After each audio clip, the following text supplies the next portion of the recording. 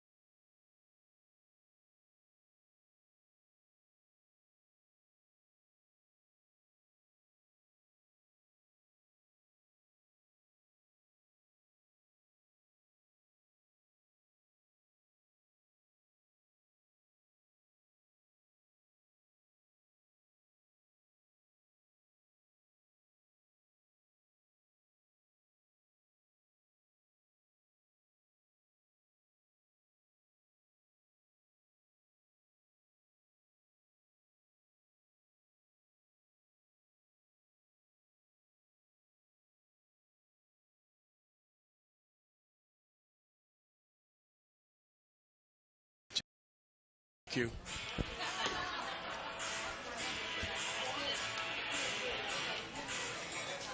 From Mike Miley Stadium, it's 5A baseball playoff action as this evening the John Curtis Patriots, the 14th seed in 5A, entertain the 19th seeded Chalmette Owls. And a pleasant good evening to you. Ken Trahan with the coach, Danny Riehm. This game's going to start early, folks. Scheduled for 6. They're about ready to go. And it's 5:53. Quick lineup for Chalmette. Leading off in center field, Mikel Blaze. Batting second, the catcher, Dominic Curall. Hitting third at first base is Hunter Bell. The cleanup hitter and shortstop, Brandon Wilson. Batting fifth at second base, Alex Powell. Hitting sixth and pitching, Rafe Schindler. Batting seventh, the designated hitter, Marty Nalig. Hitting eighth at third base is Kobe Kazis. Batting ninth in left field will be Landon Engelhardt. Once again, Blaze, Curall, Bell, Powell, and Schindler. Nalig, Kazis, and Engelhardt for the Owls, who will have Ray Schindler on the mound. For Curtis, leading off in center field, Mason Metairie. Batting second at shortstop, Jordan LaBrusa. Hitting third, the pitcher is Daniel Cabrera. The cleanup hitter and third baseman, Jay Curtis. Batting fifth at second base, Cody Schexnayder. Hitting sixth at first base, Sean Bretz. Batting seventh, the DH, Nick Wilson. Hitting eighth and catching, Kyle Burns. Batting ninth in left field is Austin Hansel. Brandon Davis is the right fielder, not batting. And on the mound for the Patriots, Daniel Cabrera, 2-0 with a 1.17 earned run average. LSU commit. Ready to go. Weather is 81 degrees, partly cloudy skies. Wind out of the south-southeast at 13, but it's minimal here at Mike Miley Stadium. Here's Mikel Blaze off, first pitch of the game. Sailing high and away, we're underway at 5:54. So 6 minutes early here. Go figure. 1-0 the count. Blaze, talented center fielder at 272. Swings and misses. Blaze with no home runs and 15 driven in on the season. He'll be followed by Curall and Bell here for the Owls in the first. The 1-1.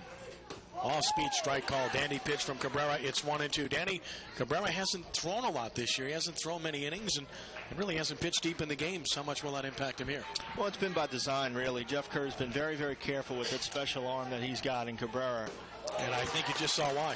And just overwhelmed him for out number one. He's chunking tonight, but he's well rested. They didn't overuse him like a lot of teams tend to do with their aces throughout the course of the prep season. So Jeff Curtis trying to have him throwing his best here in the postseason. One gone for Dominic Curall, best hitter on the Chalmette team, 484, 3 homers, 34 RBI. He's some player, offensively and defensively. Lefty-lefty matchup and a fast strike from Cabrera to get ahead. Curall just has been outstanding all season long. The senior at 6'1", 190 pounds. Here's the 0-1 pitch. And a swing and a drive. Right field, hooking foul. And it's no balls and 2 strikes. Short dimensions down the line here. 312. Only 328 to the gaps, 372 to center. Kind of like Chalmette, Danny, similar dimensions. Very similar, and definitely puts the home run in the high school game. There's a lot of parks in this area that take the home run out of the game. Mike Miley in the game. Swing and a miss, so 2 consecutive strikeouts by Cabrera to start the game. Very impressive start, and now he'll deal with the first baseman, Hunter Bell. Well, Cabrera's on right now. Fastball's got a lot of life, a lot of movement, and his breaking stuff's working as well. If he can keep this repertoire up all night, it's going to be tough on Chalmette. 2 gone for Hunter Bell, and a swing and a chopper foul over toward the Owls dugout. Bell at 286, 6 homers, 27 driven in. Had a big 2-run homer the other night in that comeback win against Newman. To straightaway center field in a game that was live at SportsNOLA.com. Here's the 0-1 pitch. Off speed, he drove this one in the air, but it's not going to carry. Left center field, the left fielder, Hansel called off by the center fielder, and Metairie makes the catch. And it's an impressive for Daniel Cabrera in the top of the first inning. So we're on to the bottom of the first with no score. And this is John Curtis Baseball on WGSO 990 AM and at SportsNOLA.com.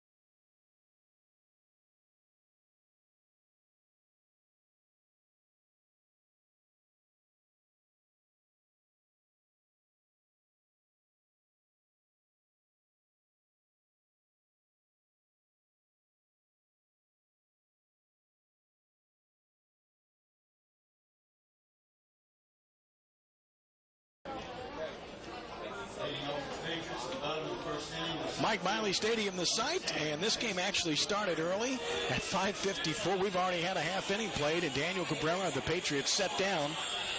Chalmette in order, struck out Blaze and Curol and got Bell to fly to center. We're into the bottom of the first inning.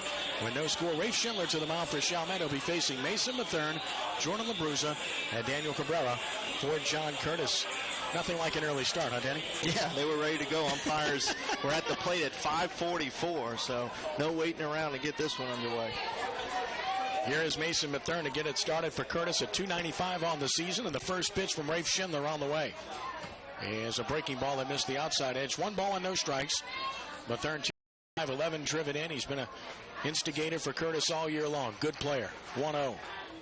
And that's a strike over the outside edge, 1-1. Schindler, typically in the mid-80s, a good arm, and he's going to fill out and get stronger, Danny. Oh, yeah, he's only going to get better. He's a very quality arm for Chalmette.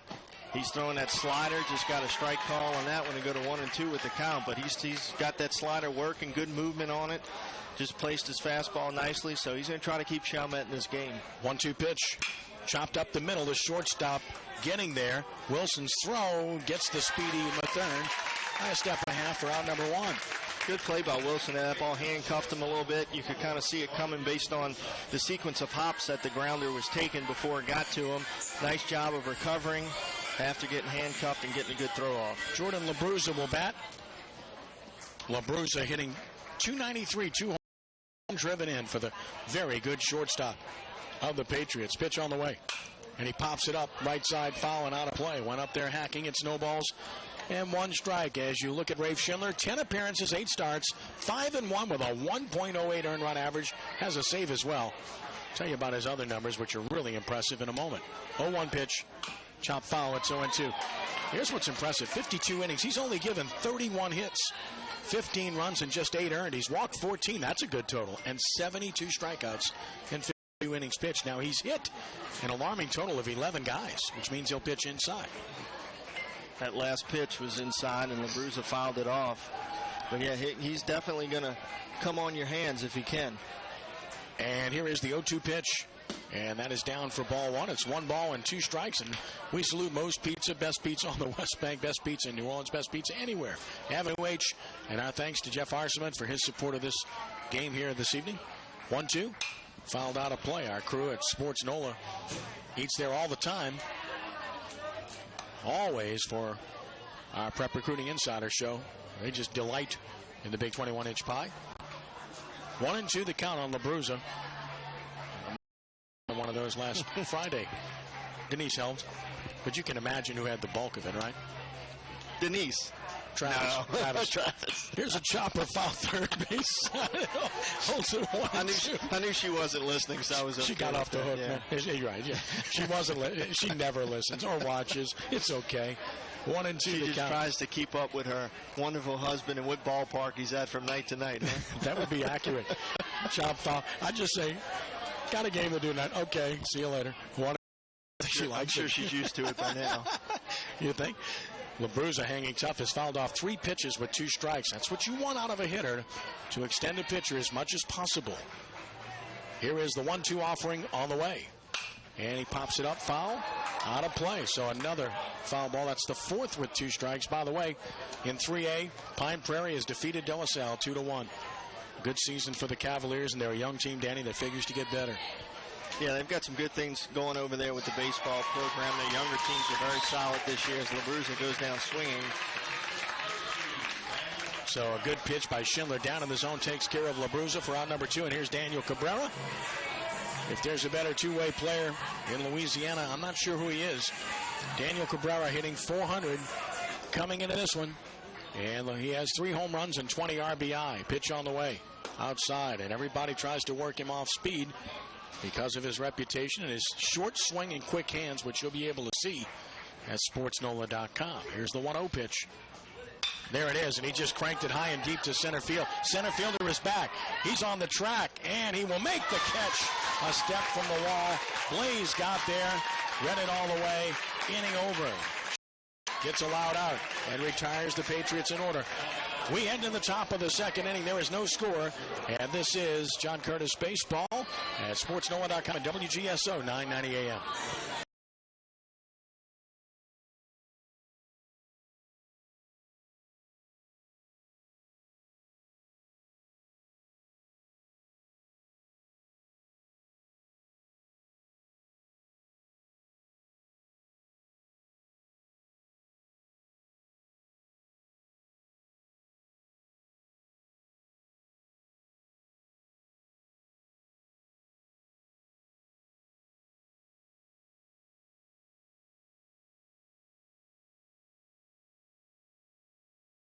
Top of the second in 5A. Good news for a local team. Hunville well on their way to victory. The 13 seed leading Central 10-1. They're in the bottom of the 6th inning over in Boutte. If they can score a run in the bottom of the 6th, they'll end that game. Danny? Yeah, that's a big win for Hunville, getting over that first round hump, getting themselves into a series situation in the second round in the best of 3. Hunville's had a lot of quality clubs in the last couple of years and just always had trouble in that opening round, but this year they got through it. Cabrera warm-up tosses as we go to the bottom of the top of the second with no score. Ken Trahan, Danny Riehm with you at SportsNOLA.com and WGSO 990 AM. And here in the second inning, it will be Brandon Wilson, Alex Powell, and Rafe Schindler for the Owls against Cabrera, who had a very quick first inning as he struck out 2 and got a fly ball and threw just 9 pitches. And for a guy that hasn't thrown a lot of pitches this year, quick innings will be very helpful. Oh, absolutely. You get those 9-pitch innings, 12-pitch innings. That's just going to allow Cabrera to go deeper and deeper into the game. So you'd like to see from the Chalmette side of things, these hitters trying to go a little bit deeper into the counts, make them throw some pitches. But great news for the Patriots. Brandon Wilson leads it off and takes a fastball away. Cleanup hitter for the Owls is hitting .305 with a home run and 13. The 1-0 towards short for LaBruza. Bobbles it, recovers, guns it, and he is safe. That'll be an error on LaBruza. Rare error. He's a solid defender. That bobble, Danny, got him. Just didn't catch it cleanly, and by the time he came up to make the play, able to reach the base and get that leadoff hitter on to start an inning, which is always key to offensive innings when you score. It always helps if that leadoff man gets on. So somehow, some way, has to try to erase that mistake. Brandon Wilson with 12 stolen bases grabs the lead. Alex Powell bats and took a fastball up in the zone. 1-0. Powell at .278, no home runs and 11 runs driven in.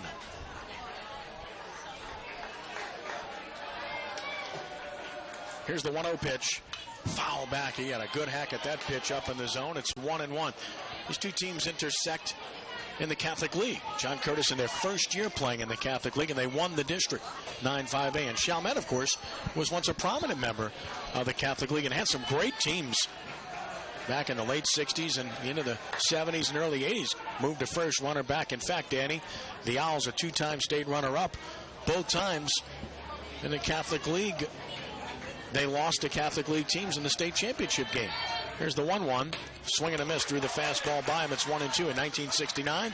Holy Cross beat Chalmette 4-1 for the 3A championship. And in 1977, De La Salle beat Chalmette 6-5 in a thriller for the state title. 1-2 the count. Picked him off. Throw by Bretz to second. He double pumps and he throws it away. Not an error, a stolen base, but again, sloppy defense. Bretz couldn't get the ball out of his glove. Well, that's one of the ways to run against a lefty. It's really the easiest approach at the high school level because you just tell your guys we're going first move. As soon as the pitcher flinches, you take off, you get to the inside lane, you try to make it a tougher throw on the first baseman.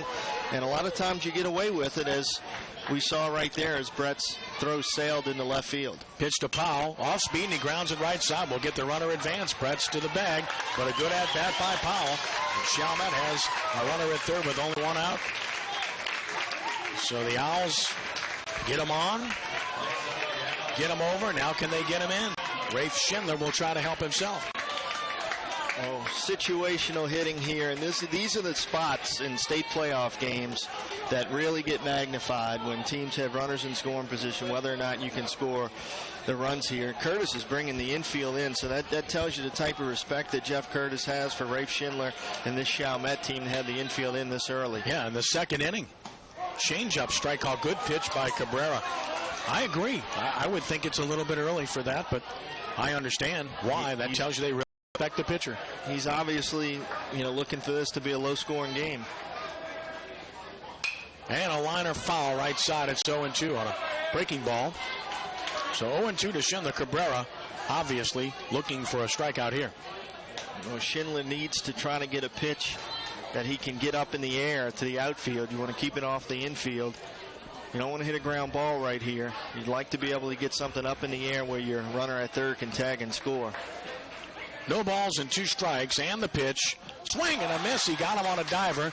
Looked the runner back. Burns guns to first. Gets the out runner for the plate. He is saved for home plate. And the Owls steal a run, and it's 1-0. And that's totally manufactured, Danny.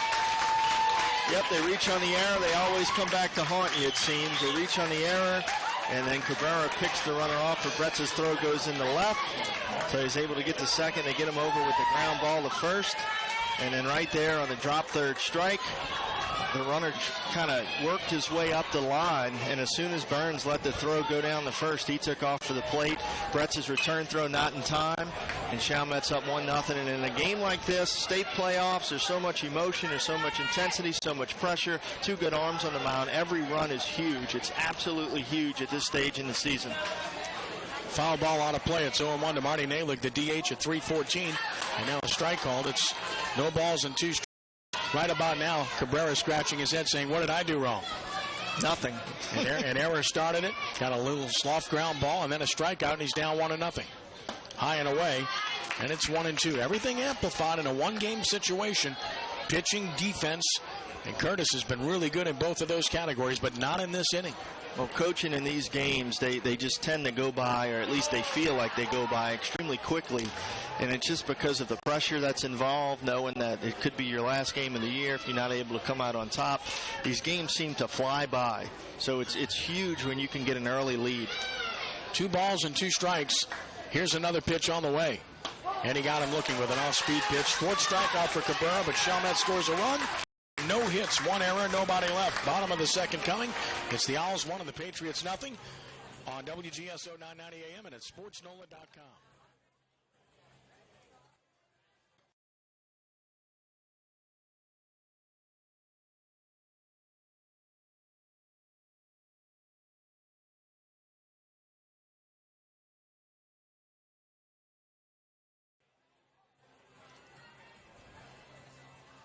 St. Charles Catholic won 10-0.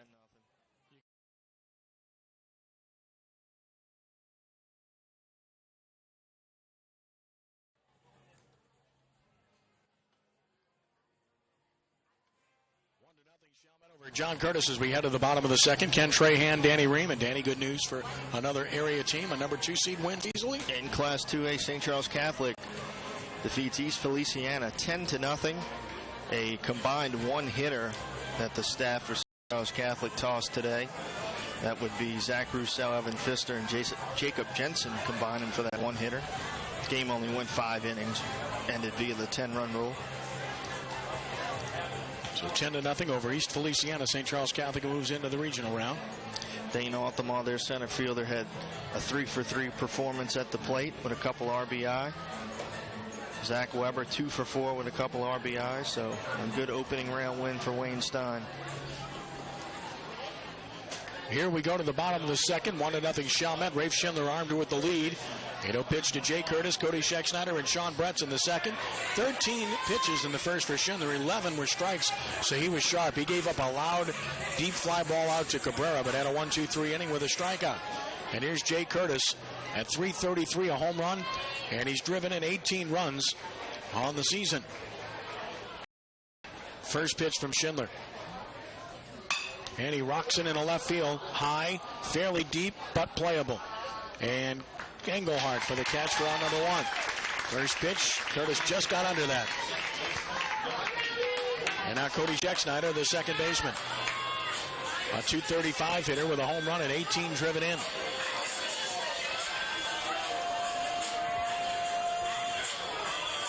Nothing wrong with the contact for John Curtis thus far. First pitch, breaking ball, just missing. 1 ball and no strikes.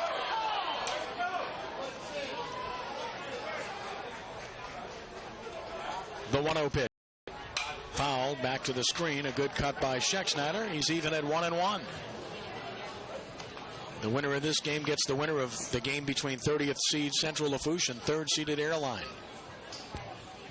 You would assume that the Vikings would win that game. Here's the 1-1 pitch. Nice breaking ball. 1-2 starts it at the hitter, and it catches the strike zone. That's that slider that he started at his hip, and it broke right over the inner portion of the plate. Swing and a miss. He gets Schexnayder for out number 2, and strikeout number 2 for Rafe Schindler. Looking good early in this one. And here's Sean Bretz, the big first baseman. So you got a 6'4 pitcher and a 6'5 first baseman squaring off here. And this is baseball. Bretz at 284, a homer and 11 RBI. First pitch, down a ball. It's funny, on the field earlier, friend Kenny Benor, a great guy and a great coach for Chalmette, was standing next to Bretz talking to him, and we were just kind of laughing about the long and the short of it. Be a good picture. 1 ball and no strikes. Pitch on the way. Well, it's 2-0. And I told Benor, I said, it could be worse. You could have been standing next to Keegan Gillies. And that's the good thing about Bones and his team. They're going to play loose. You know, that's the way he is. He's going to be as excited about it as the kids. Here's the 2-0 pitch. Popped him straight up, backing out of play. It's 2-1. Well, Chalmette is a good team. They're 21-9. Curtis at 21-7. No doubt Curtis has played a tougher schedule overall, but Chalmette's played good teams intentionally out of district. Here's the 2-1 pitch. Breaking ball off the end of the bat towards short. Ranging to get it is the shortstop, Wilson, who throws him out. So Brandon Wilson throws out Bretz. Another 1-2-3 inning for Schindler, and after 2, it remains Chalmette 1 and John Curtis nothing. And this is John Curtis Baseball on SportsNOLA.com and WGSO 990 AM.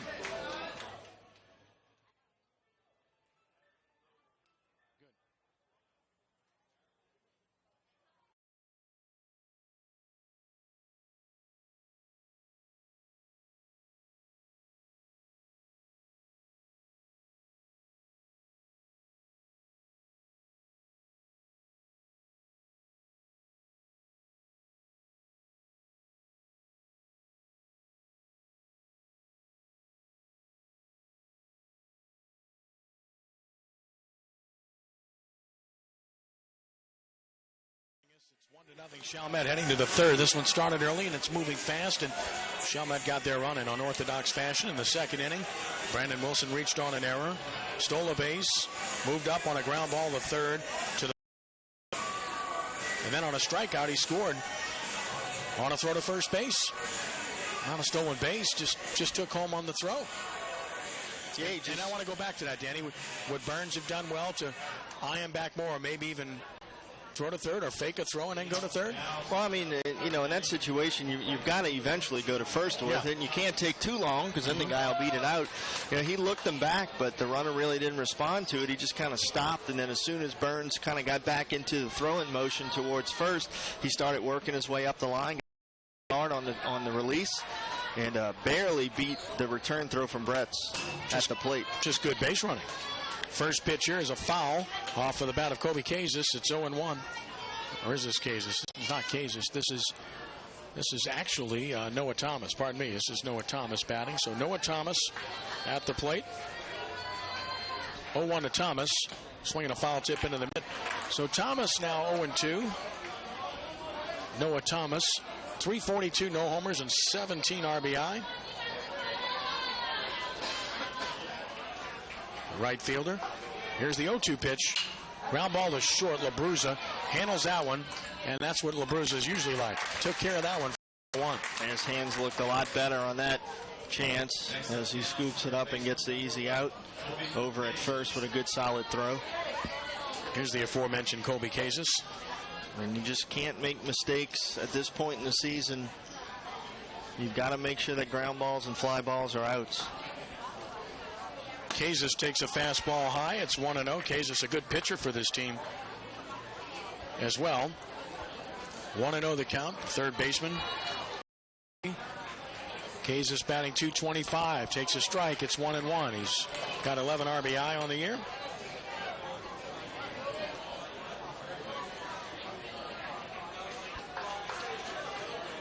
Cabrera with the 1-1 pitch. And he would not chase the high fastball. Laid off. It's 2-1. It's a good take.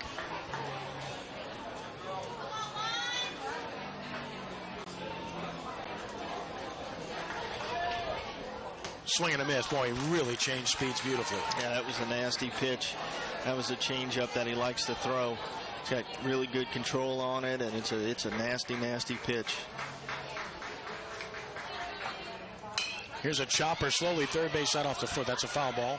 So it holds at 2-2. Kays is on the box there. Good thing it went foul, because initially George Schaefer did not rule it a foul ball as if it would have hit Kays'. So that was going to be a fair ball unless it went foul as it did. Swing and a miss at a good diver. Burns will have to throw to first and gets his man for out number 2. Strikeout number 5 for Cabrera. So one time through the lineup, Daniel Cabrera has been dominant, and he's losing. It's a crazy game. That's what happens. That's what happens when you don't get outs on ground balls. You know, they just, those errors and those leadoff men getting on can come back to haunt you. Top of the order, and who struck out swinging to start the game. Fastball just threw it by him. 0-1. Danny Cabrera is typically 85 to 88. Can get it up in the high 80s, and, you know, he hasn't pitched much this year. Here's the 0-1. Down and in, skips away. It's 1-1. How do you see him at the next level? As a two-way player, or as purely as an outfielder? No, I mean, I think you got to give him an opportunity. You know, it might work itself out at some point in time, but, you know, I think initially you give him the opportunity and help you both ways, even though LSU doesn't do that as much as you'll see with some other programs. A lot of their pitchers only pitch, so it'll be interesting to see what they decide to go with, because, I mean, he's a very talented young man. He's electric on the mound, and he does a nice job in the outfield, swings the bat very well. Been very impressed with him this year of his ability to go the other way. He figured out quickly that at the high school level, when you're a good hitter, people pitch you away. They throw you a lot of junk that you have to be willing to hit the other way, and he's done that. Here's ball 4. So after being ahead 0-1, he walks Blaze, and that's the first by Cabrera, and he puts speed aboard with 2 outs with Dominic Curall, their best hitter. Curall struck out in the first inning, and now you deal with Blaze, who has 22 stolen bases on the season, and with 2 outs, a good spot to try to run, Danny. Well, you'd like to get him in scoring position. You know, these runs are going to be tough to come by, so, you know, you have to take strategic chances offensively to try to help yourself put a run or 2 across the board. Chalmette already with 1. 2 would be huge. Another ball down. It's 1 ball and no strike on Curall. Now the 1-0. Way outside, so he yanked that one down and out. It's 2 balls and no strikes, and that's 6 straight out of the zone, and time called. Good move by Kyle Burns to go to the mound, and either he spotted something or it's just a calm me down visit, right? Yeah, just settle him down, get him refocused, trying to get back in the zone here, because you got Bell lurking in the on-deck circle, and he swings it. He takes a hack, and, you know, another walk here or hit by pitch would put a man in the scoring position, be a base hit away from a 2-0 game. 2-0 pitch, and just missed the outside edge down, 3-0. And here's the thing, too, to keep in mind. You got George Schaefer behind the plate, who traditionally has a small zone, so you're not going to get borderline strike calls from him. 3-0, and there's a strike called, I believe. Delayed call was a strike, and it's 3-1. I mean, Curall had thrown the bat away, and we tell his hitters not to do that, but the call was delayed. So 3-1 the count.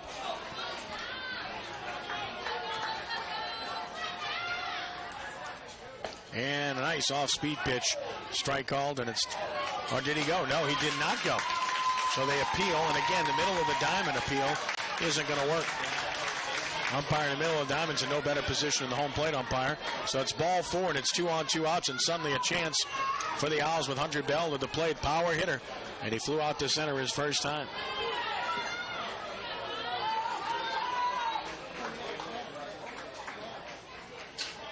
Bell took it high, and suddenly Cabrera struggling to find the zone. Again, that's the only downside of not having worked much this year. 1-0 the count. From the belt and to the plate. And he's got a strike over the inside edge, 1-1. Cabrera on the year, as you look at his numbers, he's only pitched 18 innings, Danny. 28 strikeouts. They've been very careful with him. 11 hits allowed. Swing and a miss through the fastball by him, 1-2. So the number's very good, 2-0 with a 1.17 earned run average, but limited work. a ball and 2 strikes. Bell is back in. He's driven in 27 to lead their team by a long shot. Runner goes from second, down a ball, and a double steal.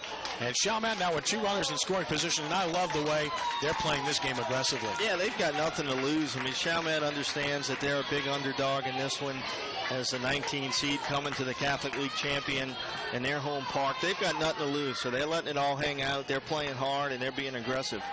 2-2 is up. It's 3-2. So he walked 2, and now he's 3-2 to Bell, and a big pitch in the game. Well, the other thing, coming too, up is Cabrera's thrown a lot of pitches in this inning. Yeah, he came into this inning with only 23 in the first 2 innings. 3 balls, 2 strikes. Payoff pitch to Bell from Cabrera, and ball 4 down. He walked it. So he's walked the bases loaded with 2 outs to get to the cleanup hitter, Brandon Wilson, who reached on the error. And prompt a visit to the mound from Jeff Curtis, and you wonder how long they'll wait to get somebody up in the pen. I know Cabrera's dynamite, but this is a 1-game season, Danny. It's tough. It's the most nerve-wracking thing that you'll ever experience. These single elimination baseball playoff games. Been in a few of them, and it's not fun. It's only fun when you end the game and you're the winner. That's the only time these things become fun.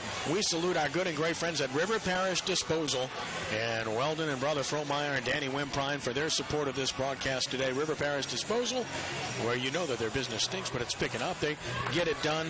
Great supporters of John Curtis Christian High School for many years. River Parish Disposal for all your trash needs. Commercial, residential, call on River Parish Disposal.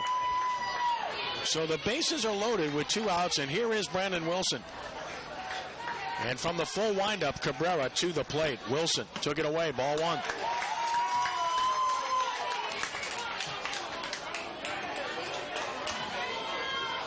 Ball and no strikes. Another pitch on the way. Fouled out of play, right side. Fastball tailing away from him, and it's 1-1.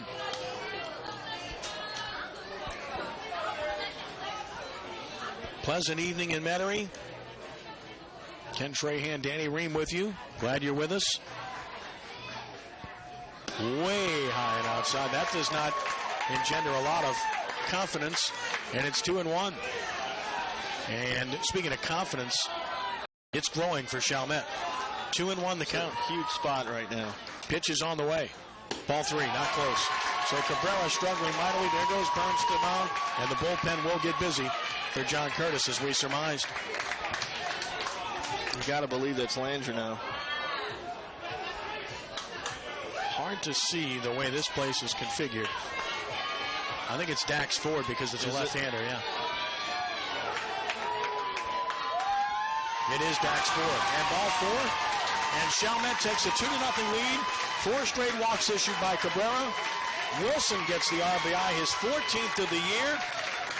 Blaze scores. Kirall the 3rd, Bell the 2nd. And the Owls still have the bases loaded, 2 outs. And here's Alex Powell. This is a huge spot as Chalmette tacks on runs with an arm like Schindler on the mound.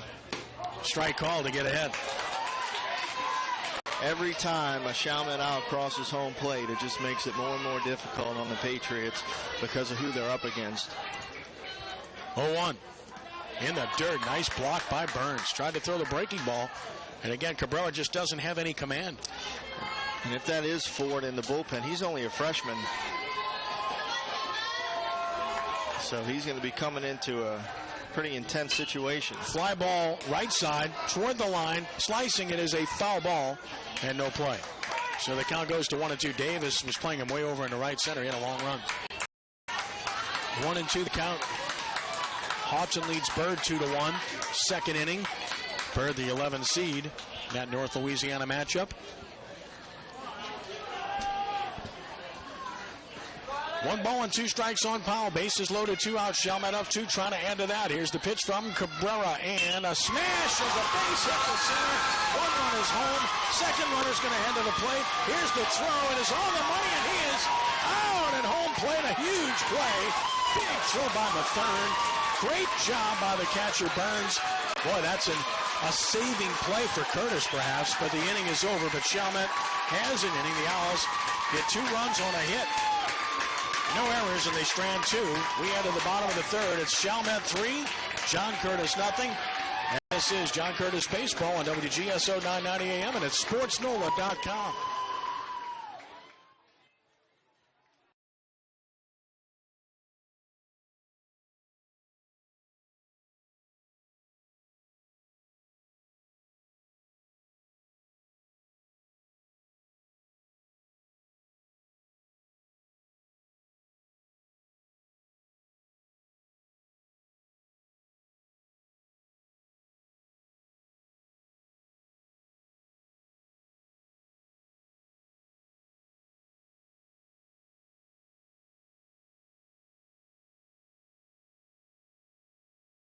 Pitch in, and he dug himself the hole. He got the first 2 outs easily, and then he walked 4 straight guys.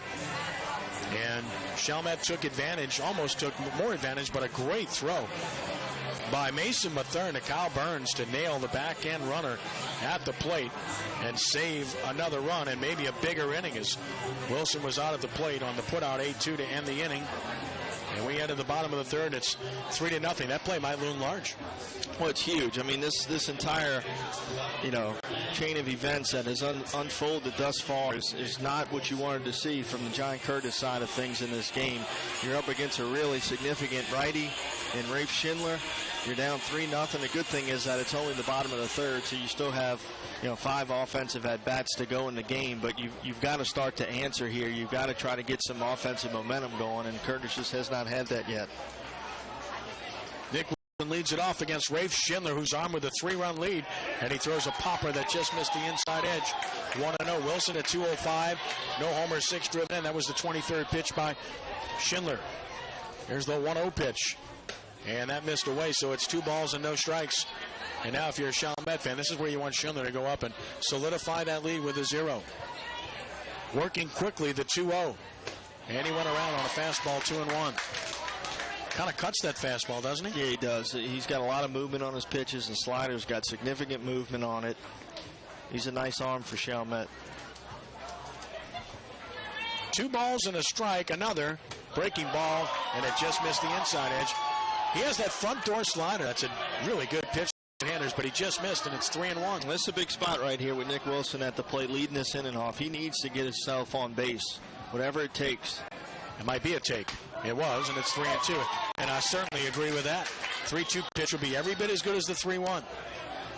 He's got to try to fight and find his way on.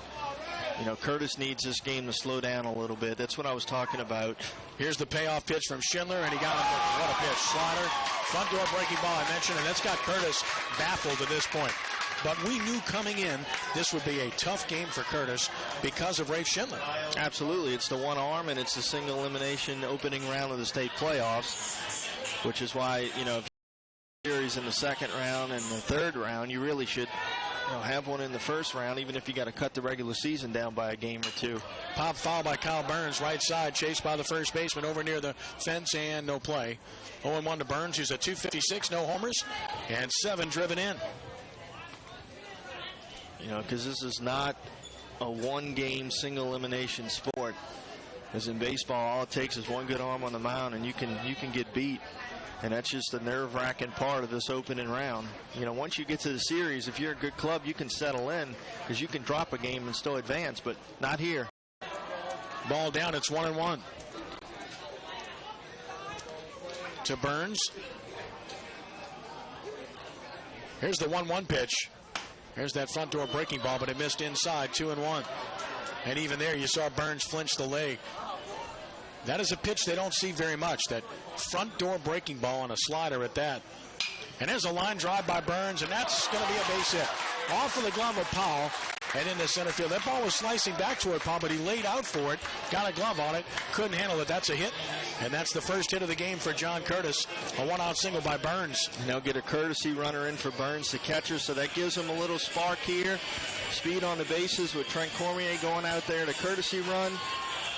You'll get Schindler into the stretch, so we'll see if Austin Hansel can tack on right here, have another quality at bat, and try to get something going.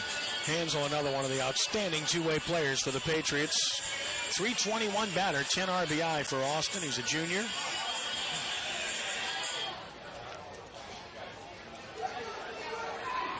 Sulphur losing 3-1 in the bottom of the second. Sacred Heart and Sterlington tied at 2, top of the 7th inning. Here's a fast strike. It's 0-1. Ron Hansel as Schindler gets ahead. Kirall behind the plate, throws well. A lead by Cormier. The pitch, look out. Up and in with that slider. It's 1-1. Again, Schindler, for a taller guy, is pretty quick to the plate. He's usually, when you get taller guys, they're not as quick to the plate, but Schindler shows there that he can get it there pretty quickly. 1-1 the count. And the pitch, up and in. He did not go around. They appeal. He didn't go, and it's 2-1. Again, he really kind of accelerates that pitching motion to the plate out of the stretch. That's something that clearly has been taught to combat base runners. 2-1 the count. That's what opposing coaches look for. How quick to the plate the opposing pitcher is. Schindler, 2-1. High. Oh, he called a high strike. It's 2-2. Wow, that one looked a little up.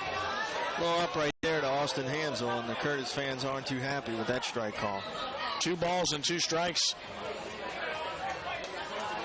Changes the at-bat, doesn't it? Oh, it changes it in a big way. 2-2 to Hansel. And a breaker down. It's full 3-2.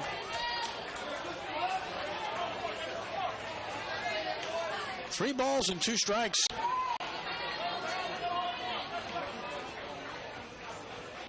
See if the runner is going. Cormier bluffs, doesn't go, and strike 3 called over the inside corner again. The front door breaking ball. They are completely baffled by that pitch, Danny. It's a heck of a pitch, and you hit the nail on the head. That's something you don't see a whole lot, just because a lot of pitchers at this level don't have the command of it. But Schindler does, and he's given Curtis everything they want and more so far here tonight. 2 gone for Mason Mathern, who grounded to short his first time. Pitch on the way. And there it is again, strike called. And he's got total command of that pitch. And this is a guy that's working it. Most guys in high school will pitch to the outer edge. Schindler is not doing that. And that is hard on high school hitters. There it is again. This is into the gap in right center field. That's got green space. How far can the front end runner get? Center fielder gets to it. On the second, and he is safe. Sliding with a double close play. Good throw by Blaze. Just safe was Mathern. To third goes Cormier, and Curtis has something going with 2 outs here for Jordan LaBruza. Mason Mathern doubling to the gap with 2 outs for the Patriots, and now they have an opportunity. Mathern with his 5th double of the year.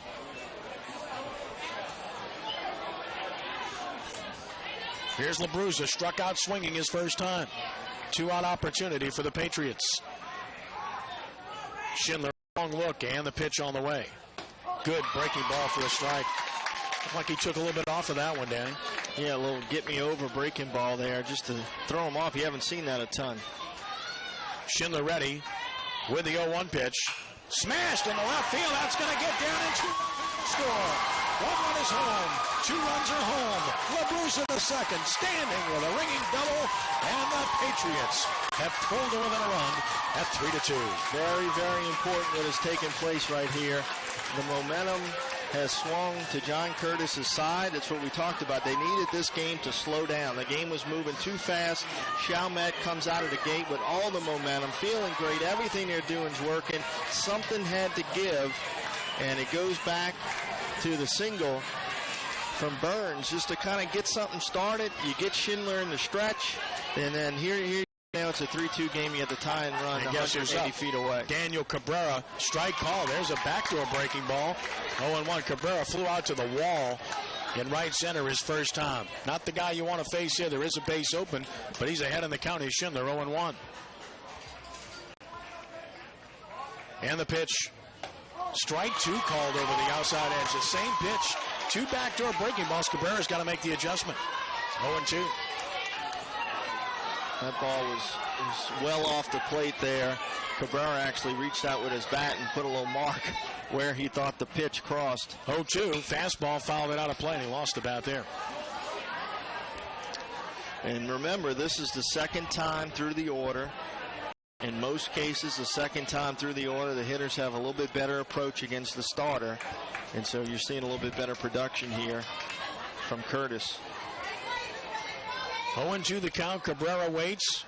a lead LaBruza, and the pitch runner goes, swinging a tap foul. I was just about to say, no one is within 20 feet of LaBruza, who's a good base runner.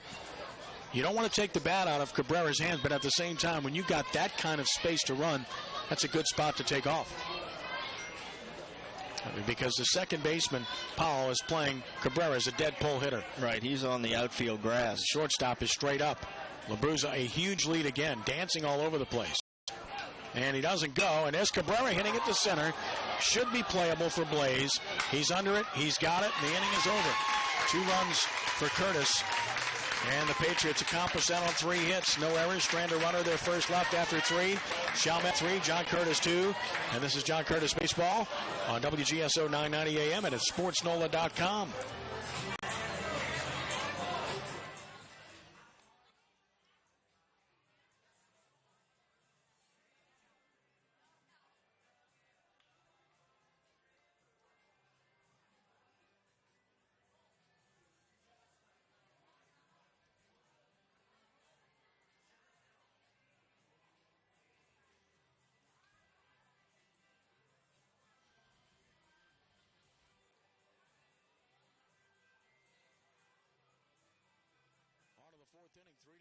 Chalmette on top. That was a big answer by Curtis.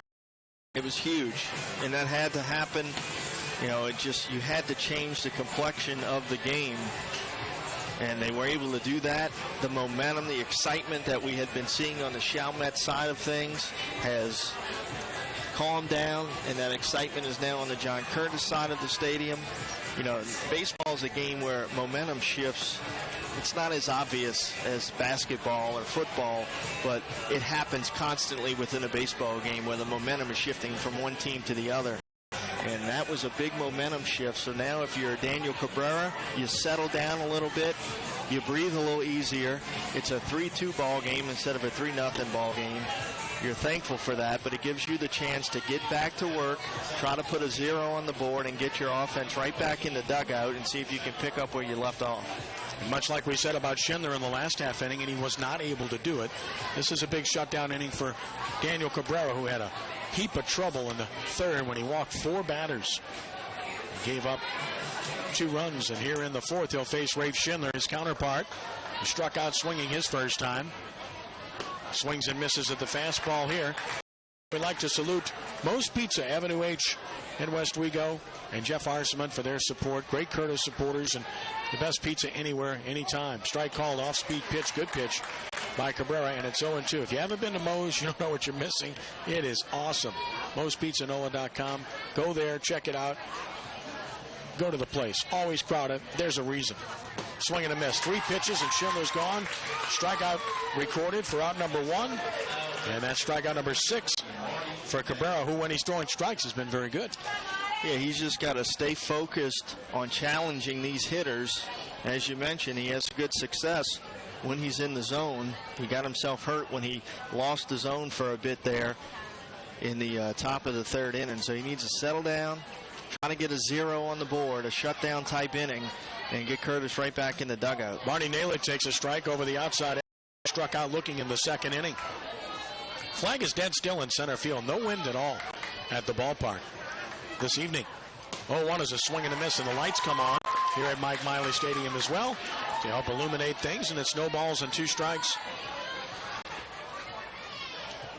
Nalick holds the bat high. 0-2 pitch outside, a ball, and it's 1-2.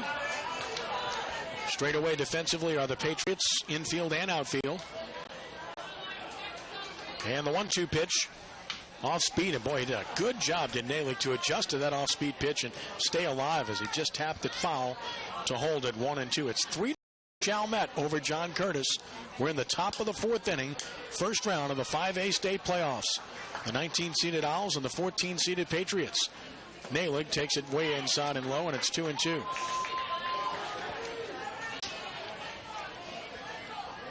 Two balls and 2 strikes. Cabrera 6'1", 185, a junior. Major League scout here watching tonight. Maybe a second as well. 2-2. Fastball, check swing, roller toward the mound. Nice athletic play by Cabrera. That's what you're going to love about him.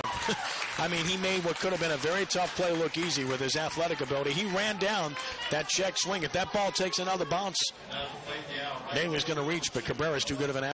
Makes the play to first for out number 2. Yeah, good athletic play getting off the mound there. If that ball gets into the triangle, and the second baseman's got to come up and try to make that play, you're asking for trouble. Noah Thomas bats, and he takes it down and in, ball 1. Thomas grounded out to start the 3rd inning, in which Chalmette scored twice. Came in at 342. Right-handed swinging right fielder Noah Thomas. Chops it toward 3rd, handled by Jay Curtis. Throw is on the mound. And there's the shutdown inning for Cabrera, who sets down the Owls 1-2-3. We go to the bottom of the 4th. It remains Chalmette 3, John Curtis 2. And this is John Curtis Baseball on SportsNOLA.com and at WGSO 990 AM.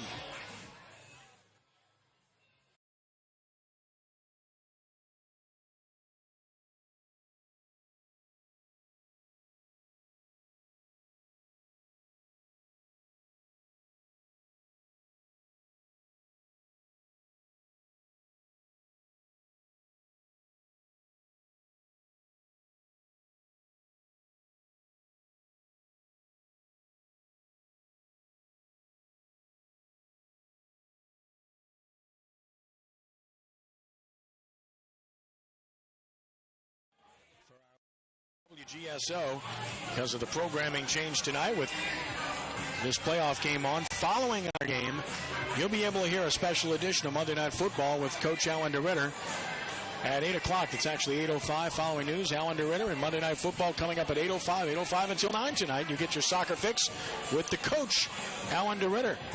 And then in the paint later on at 9:05 with Mitch Gibbs. So stay tuned to WGSO following our game tonight for more sports. Got a good one here. It's 3-2 Chalmette as we head to the bottom of the 4th inning. And our thanks again to our friends at River Parish Disposal and Weldon and Brother Fromeyer and Danny Wimpron, the former Patriots great, for their support of this broadcast this evening. River Parish Disposal, where you need to go for all of your needs to clean up for all events, commercial, residential, you name it. River Parish will take care of it for you, and they'll do it with a smile. And they'll leave you with a clean place. Bottom of the 4th, 3-2 lead for Chalmette. Sends Jay Curtis to the plate to be followed by Cody Scheck-Snyder and Sean Bretz. 47 pitches in 3 innings for Rafe Schindler. He struck out 4 to this point, has not walked anyone. Front door breaking ball, strike call. Catcher Kirall didn't handle it, but it's a strike and it's 0-1. And that is the pitch that Schindler has lived with. Not the fastball, but that front door slider. There's the 0-1 pitch. Swing and a miss. He chased the high heater, 0-2. Lay off the high ones. I like the high ones. You shouldn't. Quickly, the 0-2 pitch from Schindler to Jay Curtis. And a looping liner in the right field. Right fielder is there. Making the catch is Thomas for out number 1. Had him played right. 1 gone. Yeah, that one hung up a little bit on Jay Curtis, and Thomas was able to get there and pull that one in. And this is a big spot for Chalmette, because if they can get a 0 up now, you get to the 5th inning with a 3-2 lead. Schindler's still on the bump for you. You got a chance to try to tack on another run or two possibly. But they've got to put a 0 up right here. If you're Curtis, you're trying to see if you can tie or take the lead as soon as possible and flip this game around. Scheck-Snyder chops it foul, and Schindler gets ahead once again. He's been ahead of most of these hitters. Again, he hasn't walked anyone, and that's so big at any level. 0-1 pitch in the dirt. It's 1-1. Scheck-Snyder has driven in 18 on the season. Cody back in, the senior. 1 pitch. Swing and a miss. He was fooled by the breaking ball. Tried to wait as long as he could. Recognized it wasn't a fastball, but he was too late with the hands. Yeah, that one tied him up pretty good. That was a nice pitch. Again, that front door slider. It is the pitch for Schindler, who's ready with a 1-2 pitch. And that one's inside, skips away a fastball. It's 2-2. Now, if you've seen Schindler before, you would probably be cognizant of that. As you mentioned, second time around, they've looked better against him. 2-2 the count. Another on the way. Down and out with the hook, and it's full 3-2. Might be the first breaking ball we've seen away from him. 3-2. Tried to go outside and missed there. This is an important pitch right here for John Curtis, as you'd like to try to get a base runner on, get him back in the stretch. That's when you hit him the hardest. Payoff pitch, and he walked him a pitch high. There's the first walk of the game issued by Schindler. A one-out walk to Cody Schexnayder. Base runner for the Patriots, the potential tying run, and Sean Bretz will bat. Another fine two-way player for Curtis. Grounded to short to end the second inning. Double play is in order for Chalmette. And you get more double plays on this turf than you do on grass. You get true hops. Stretch and the pitch.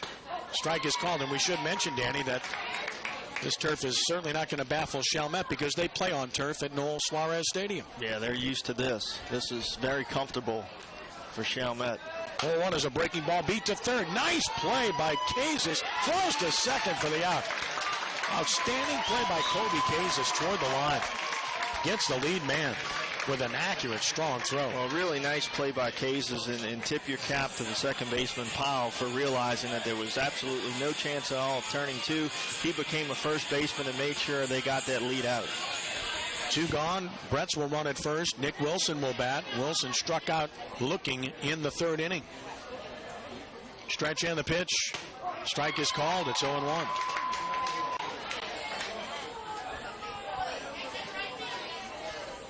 Good crowd watching, as you might expect. 0-1.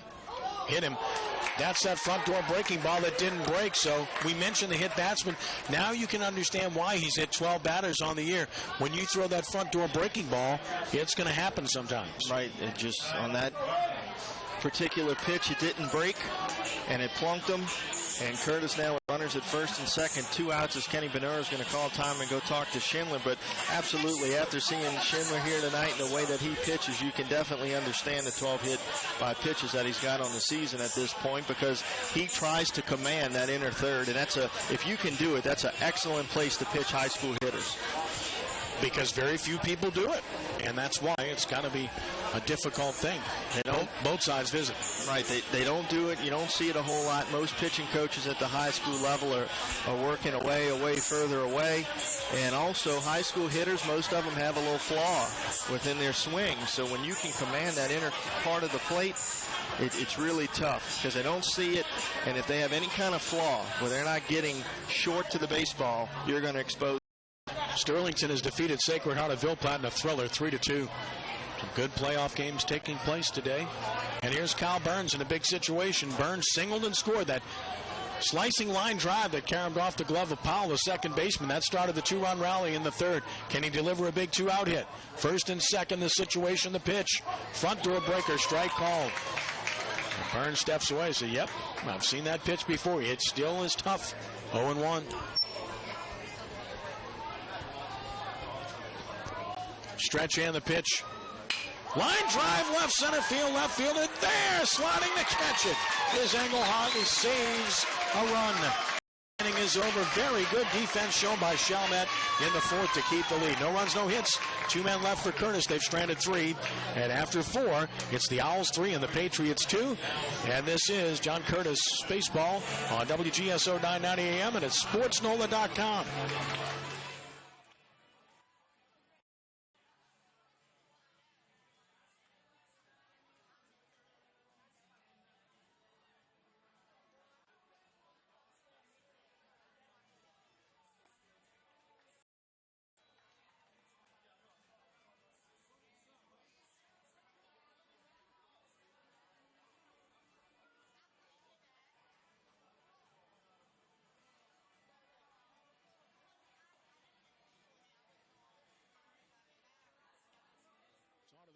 It's 3 runs, 1 hit. No errors and 2 left for Chalmette. It's 2 runs, 3 hits, 1 error. And the Patriots have stranded 3. And Cabrera to the mound in the 5th inning. Trying to keep this a 1-run game for the Patriots. Cabrera thus far, 65 pitches in 4 innings. He's walked 4, struck out 6. Tomorrow night, we'll be back at you. Big time game again. Brother Martin and St. Paul's. That's an 8 against a 25 in 5A. Good matchup at Kirsch-Rooney Stadium at 7 p.m. And you can watch that game live at SportsNOLA.com. That's SportsNOLA.com. Watch it live tomorrow night. Simulcast on radio on WSLA 1560 a.m. Brother Martin, St. Paul's tomorrow night. Danny and I will be there. We look forward to it from historic Kirsch-Rooney Stadium. It should be a good one. Frederick and LaCicero. Yes, sir. Kobe Kazis leads it off in the 5th. Struck out swinging in the 3rd.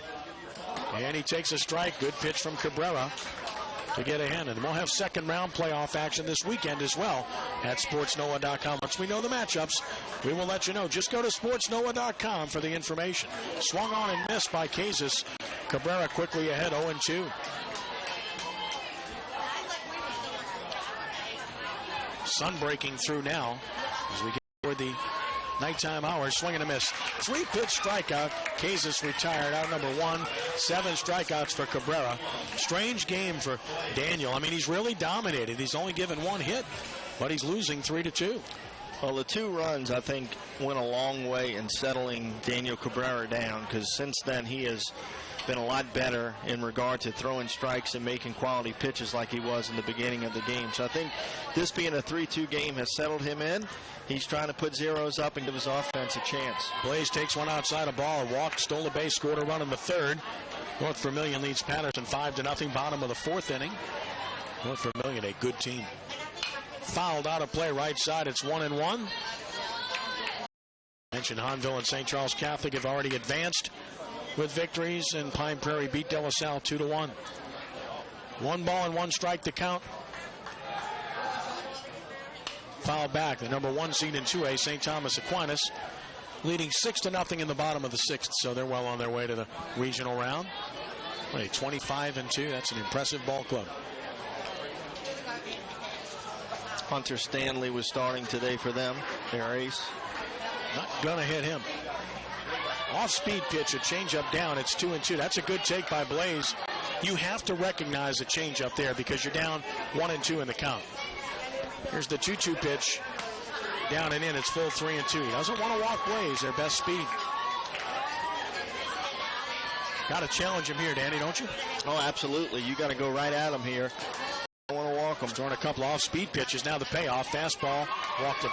Blaze is on with a 1-out walk. 5th walk issued by Cabrera. Speed aboard. Cabrera stares in. Now he got ahead 1-2 and he went off speed twice. And that got him back to full and he couldn't throw a strike. Now you put him in a stretch. Runner on base for Chalmette, who has been extremely aggressive in this game. Stole a base earlier. They've stolen 3. Back foot moved to first. Runner back. Kenny Barnora, outstanding coach. Chalmette, 75 steals on the year. They are very aggressive. Pitch on the way. And he just missed the outside edge. Burns tried to frame it, but it was off the plate. 1-0 the count. Get the double light effect here. Sunshine and the lights on 1-0. Another pitch. And a strike is called. It's 1-1. 3-2 Owls, top of the 5th inning. 1 ball and 1 strike on Curall. And they haven't picked off again. He breaks for second. Brett's double pumps again. But this time they get it. Well, Brett's has had trouble getting it out of the glove, but this time he made a strong throw to LaBruza for the out. Caught stealing 1-6 as Blaze, 2 outs. He threw a bullet right there, right on the money. LaBruza bagged down for the 2nd out, but you knew that the way Chalmette has played today, they were not going to just sit around over there. They've been pushing the issue since the first pitch. Breaking ball from Cabrera. Curall took it. Appeal and no swing. And it's 2 balls and a strike. Yeah, Brett's double pump, but remember, he's a pitcher too. He's got a good arm. A lot of first basemen don't throw that well. He sure does. 2-1 is a strike called. It's 2-2. Mathern has him way over in the right center. It is. Look at the room to hit to left. Look at the left fielder, Hansel. Hansel's way over in the left center. Missing outside. It's full 3-2, and they pitch him away. Yeah, that doesn't make a whole lot of sense. I was just thinking the same thing. I mean, look at the room. You're talking about what? 30 yards? I'm not exaggerating. Here's the payoff pitch on the way. Swing and a miss. What an off-speed pitch. Cabrera gets Curol, inning over his 8th strikeout of the game. Nothing across for the Owls. We're gone to the bottom of the 5th. It's still Chalmette 3 and John Curtis 2 at SportsNOLA.com and WGSO 990 AM.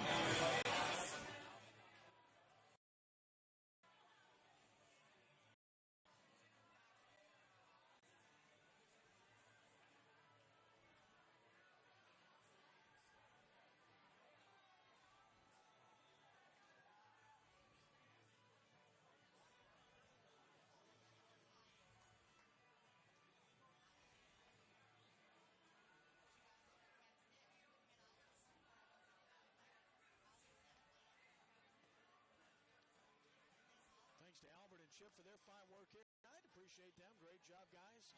Enjoying a good game. They always like being part of something when it's good. This is good. They're good. We're good. We're here. Bottom of the 5th. And it's 3-2. Ken Trahan, Danny Riehm with you. Shout out to Lenny Van Gelder. He's got a tough job today.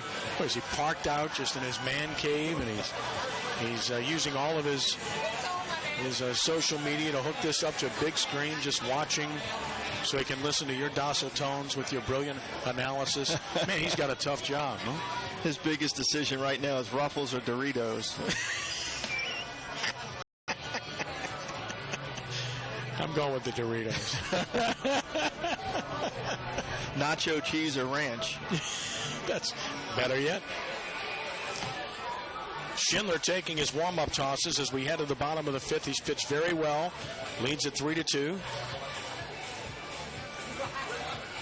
Rafe will face Hansel, and the top of the order, Materne and LaBruza here in the 5th. This game, both pitchers working pretty quickly. Has moved pretty well to this point. 61 pitches through 4 innings for Schindler. He struck out 4. He's 1, and he's hit a batter. And here is Hansel, struck out looking in the 3rd inning.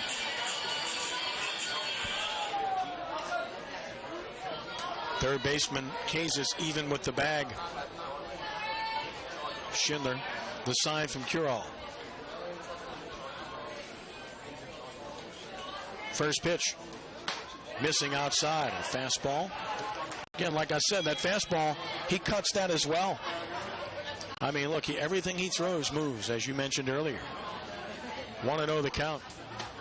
Fastball high, it's 2-0. Van Gelder, he's henpecked, okay? He got kicked out for Dancing with the Stars. I mean, look, I can relate to that, but that's why I have 3 televisions, kind of like you do. Here's the 2-0 pitch. That's a strike call. Truth be told, if I was at home, I'd do the honeydew thing, and I'd be watching Dancing with the Stars, only because the Cardinals don't play until 8:40. That's right. 2-1. It's a 2-1. Fly ball foul right field. It's 2-2. We're similar animals, aren't we? Absolutely. With great wives. And they're not listening. They're not listening. Christy's a great wife. Denise is a great wife. We can go on and on here. 2-2 pitch. Front door breaking ball. Got him. Hansel out on strikes. Called strike 3. Second time on Hansel. 5th strikeout for Schindler. Big out recorded. Top of the order, Materne. That's why it's big with the order coming up. And this is where they did damage. Materne and LaBruza back-to-back doubles last time. And that's a big out for Schindler to get to the order with an out here already. Well, and you got to believe this could possibly be the last at-bat for these guys unless you get something going here. So, like we talked about, everything gets magnified in these single elimination first-round games. Pitch high, it's 1-0. Next one on the way. High again, 2-0.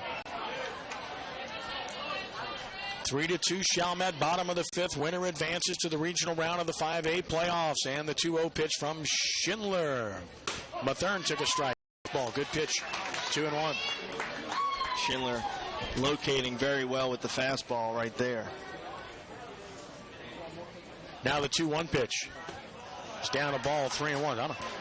I mean, listen, Lenny, I don't know how she can watch Dancing with the Stars if Derek Huff is not on anymore. So I think I got the name right. I hope so. 3-1 the count. I just called him Derek. Here's the 3-1 pitch. Ground ball left side. Nice backhand play. Wilson, long throw, won't get him. Too much speed, infield hit from Methern. Wilson made a nice play, but Methern is on with his second consecutive hit, and the Patriots have the tying run aboard with one out. Well, that was big because this is the meat of your order. Here comes LaBruzza to the plate, who hit him hard last at bat. You get him in the strike.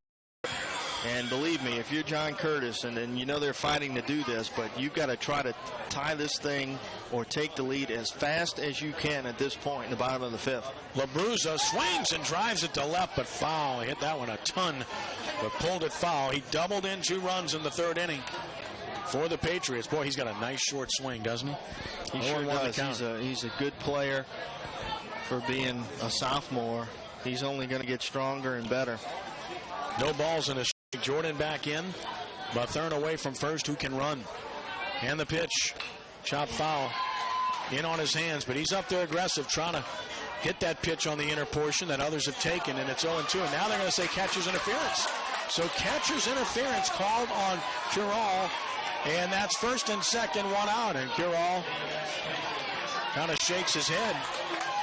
And Kenny Benora wants to talk to the home plate umpire. And he's asking him, are you sure?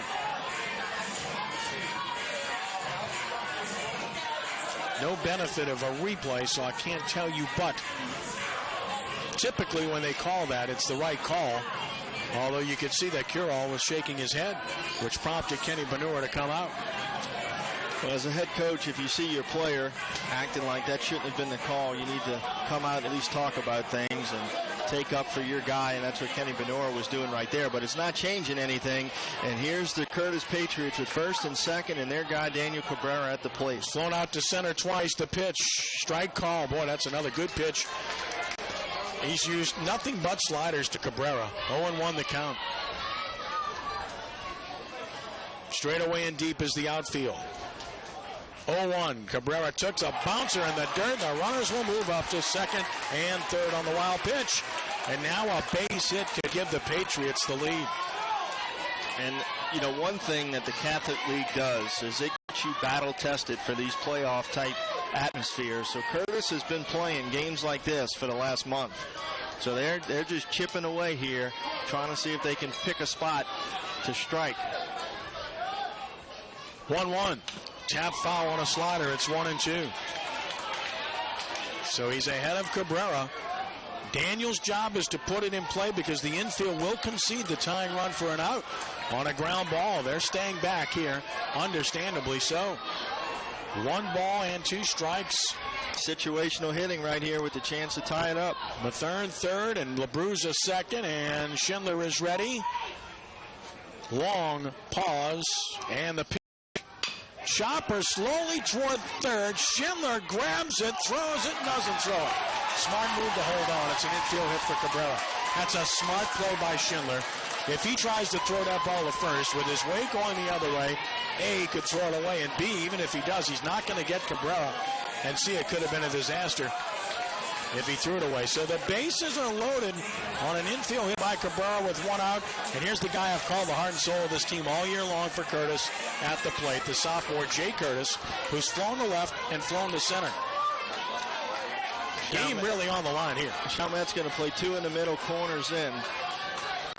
Stretch and the pitch. Front door breaker just missed. 1-0.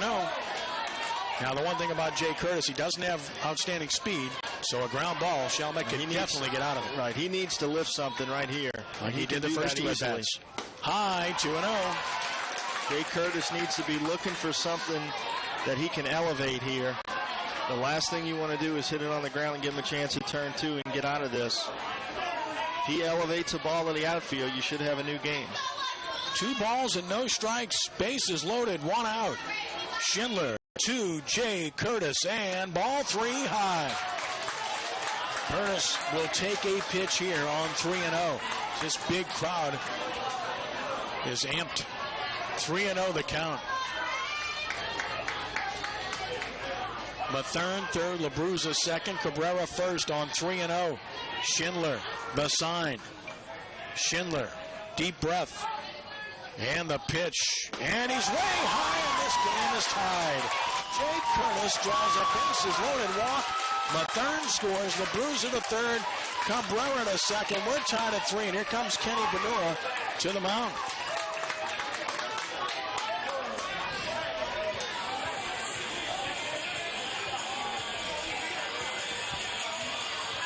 Everybody will visit again on both sides.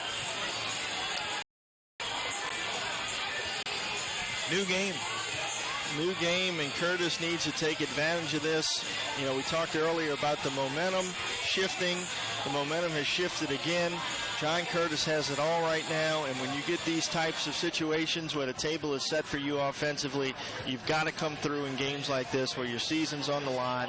They've got bases loaded, 1 out. They need a big at-bat from somebody and take the lead. The complexion of this game completely changes if John Curtis takes the lead. And it will be Cody Schexnayder in the big spot. He struck out swinging in the second. He walked in the fourth. He has a home run and 18 RBI.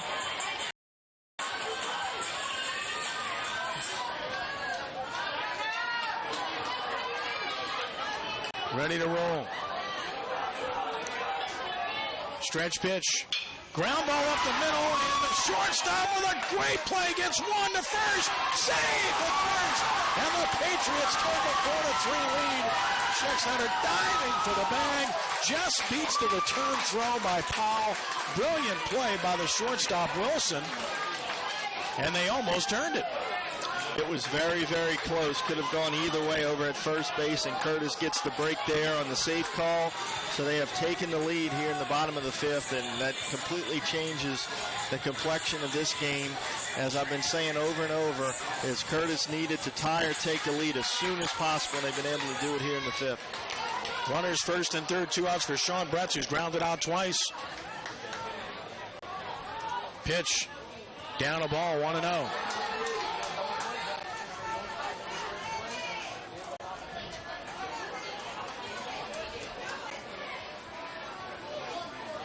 On 1-0, the pitch, chopped foul. Got that breaking ball that stayed up a little bit too much in, though, and he couldn't get extended, and it's 1-1. Bretz is driven in 11. You always say it, don't slide to first base, right? He's so desperate to get there. Goes hands first. He did just beat it. Here's Bretz hitting it in the air, left field side, over toward the line. Chased by Engelhardt and out of play. And the count goes to 1-2. 4-3 Patriots, bottom of the fifth. Brett's back in. Inside, runner breaks for second with no throw, a stolen base. So now 2 runners in scoring position as Schexnayder steals second. And the count to 2-2 on Brett's. Huge spot right here. On 2-2, Schindler brings it to Bretz. Struck him out looking. What a pitch from Schindler. Inning is over. His 6th strikeout of the game. 2 runs for John Curtis on a couple of hits. The catcher's interference really hurting Chalmette. And 2 men left for Curtis. After 5, it's the Patriots 4 and the Owls 3.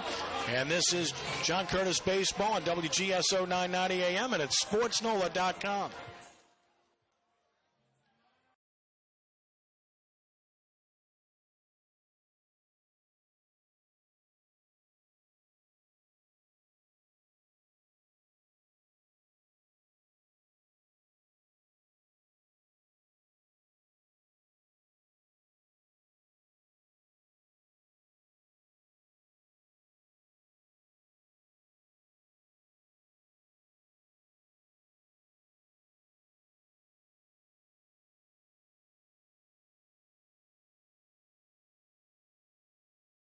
Game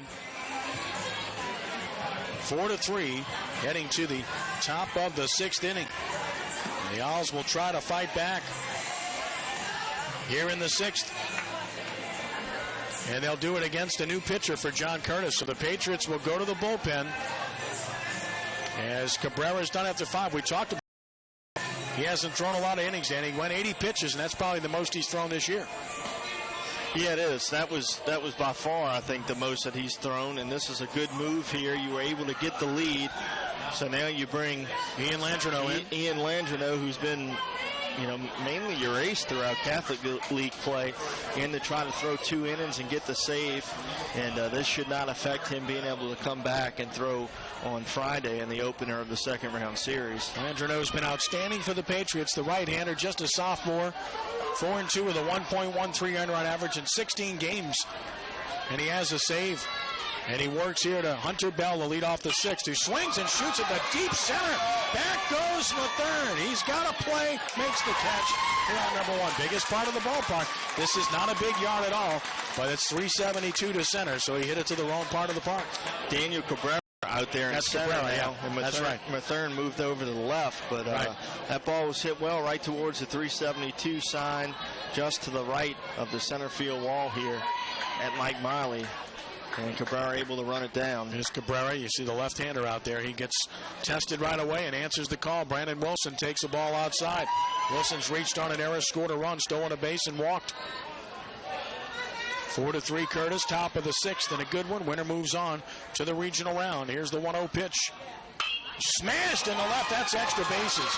Rounding first is Wilson. He's on his way to second.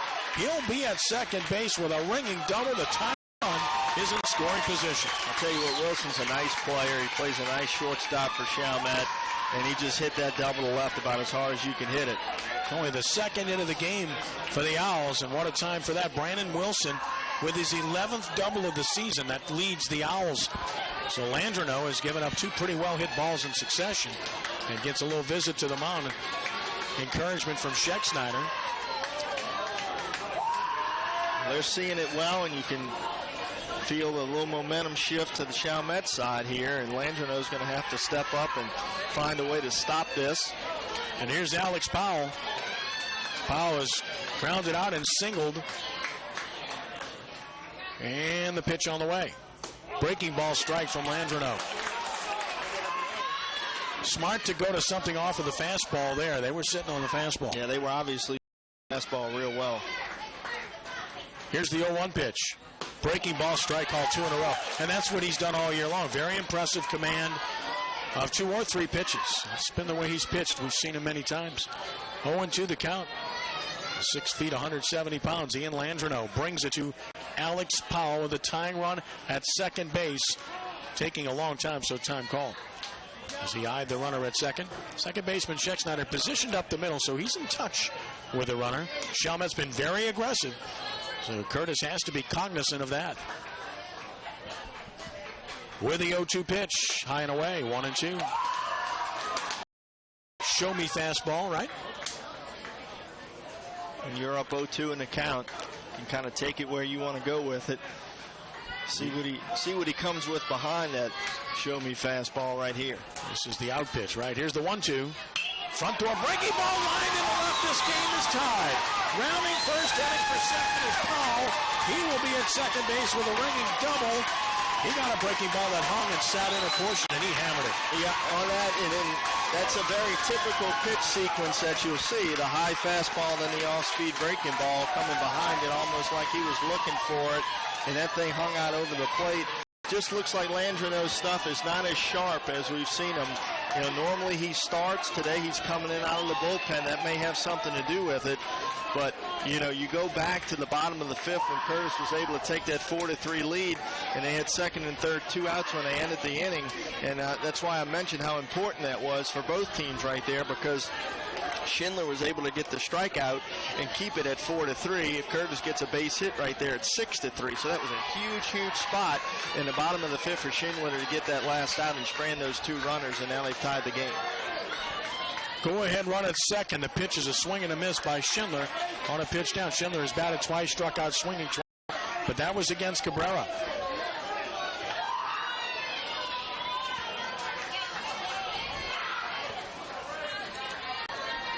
Oh, 0-1 the count. Another pitch on the way. Popped him up right side. Bretz and this catcher converge, but no play. And it's 0-2.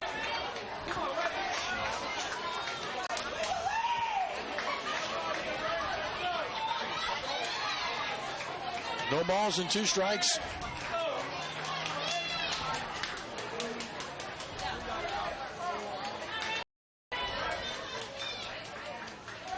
Here it comes. Breaking ball, pop fouling out of play. Schindler hangs tough. Naylor on deck. Holding 0-2.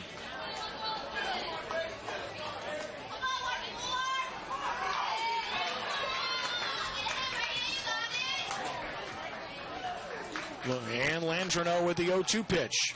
Down a ball, 1-2. Schindler lays off.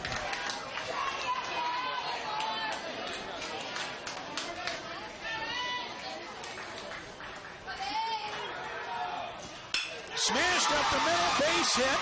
Runner to third. They're going to stop him there.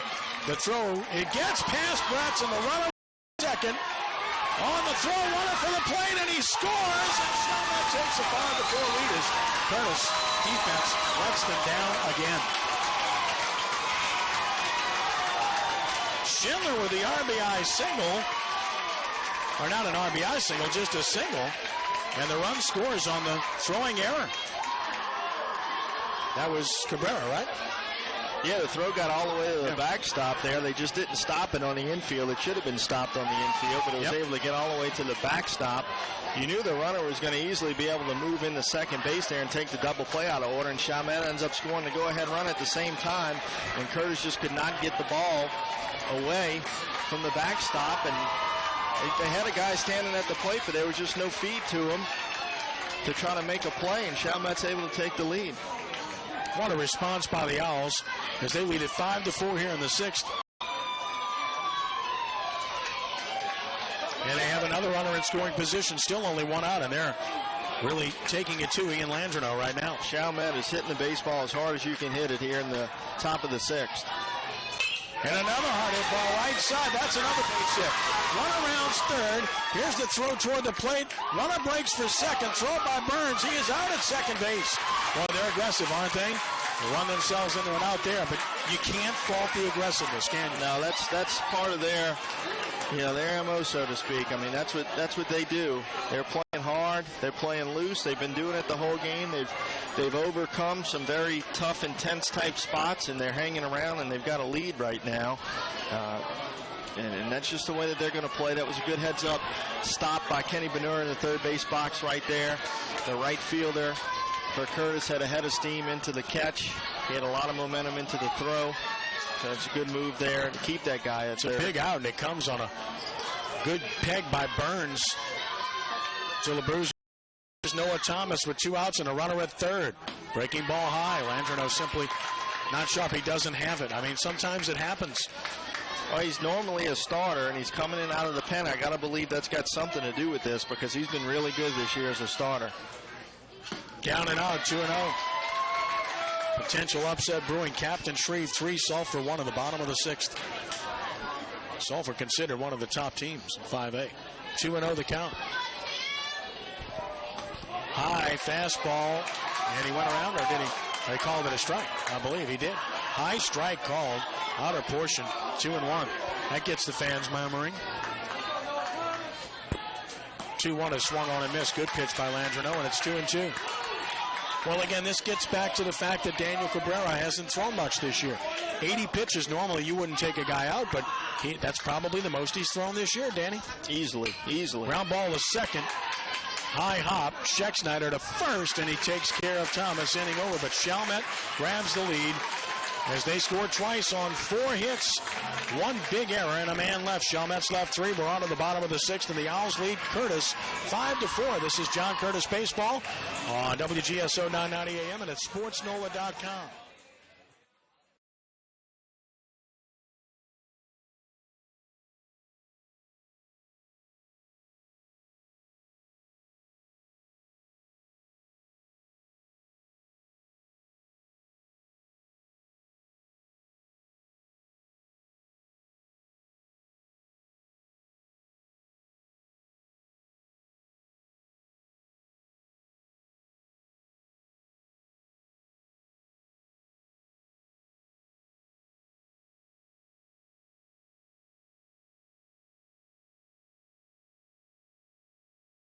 Getting late for the higher seed, the 14-seeded Patriots trail Chalmette, the 19-seed 5-4, and here in the bottom of the sixth, Schindler will pitch to the bottom 3 in the order. Wilson, Burns, and Hensel. Schindler with 88 pitches in 5 innings. He's walked 2, hit a batter, struck out 6. He's been good. Curtis has been able to get 4 runs off of him, Danny, but hasn't been able to handle the Owls. And for Curtis, the mistakes have really hurt them. The 2 errors and the walks have really hurt them. Absolutely. Those are the types of things that, come back to kind of bite you in games like this. But, hey, they've got 2 at-bats left. They can overcome it. They got to get right back to work. It's been that kind of game. You kind of figured with these 2 arms on the mound that it was going to be a tight game. I don't know if you thought it'd be 5-4, though. Here in the 6th inning, this is Wilson, who's been hit by a pitch and struck out, and he takes one high. The 89th pitch from Schindler. It's 1-0.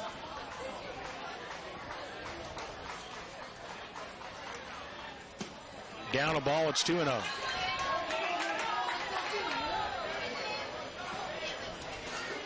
This has been a heck of an opening round game. 2-0. That's high, and it's 3-0. We'll take a pitch here.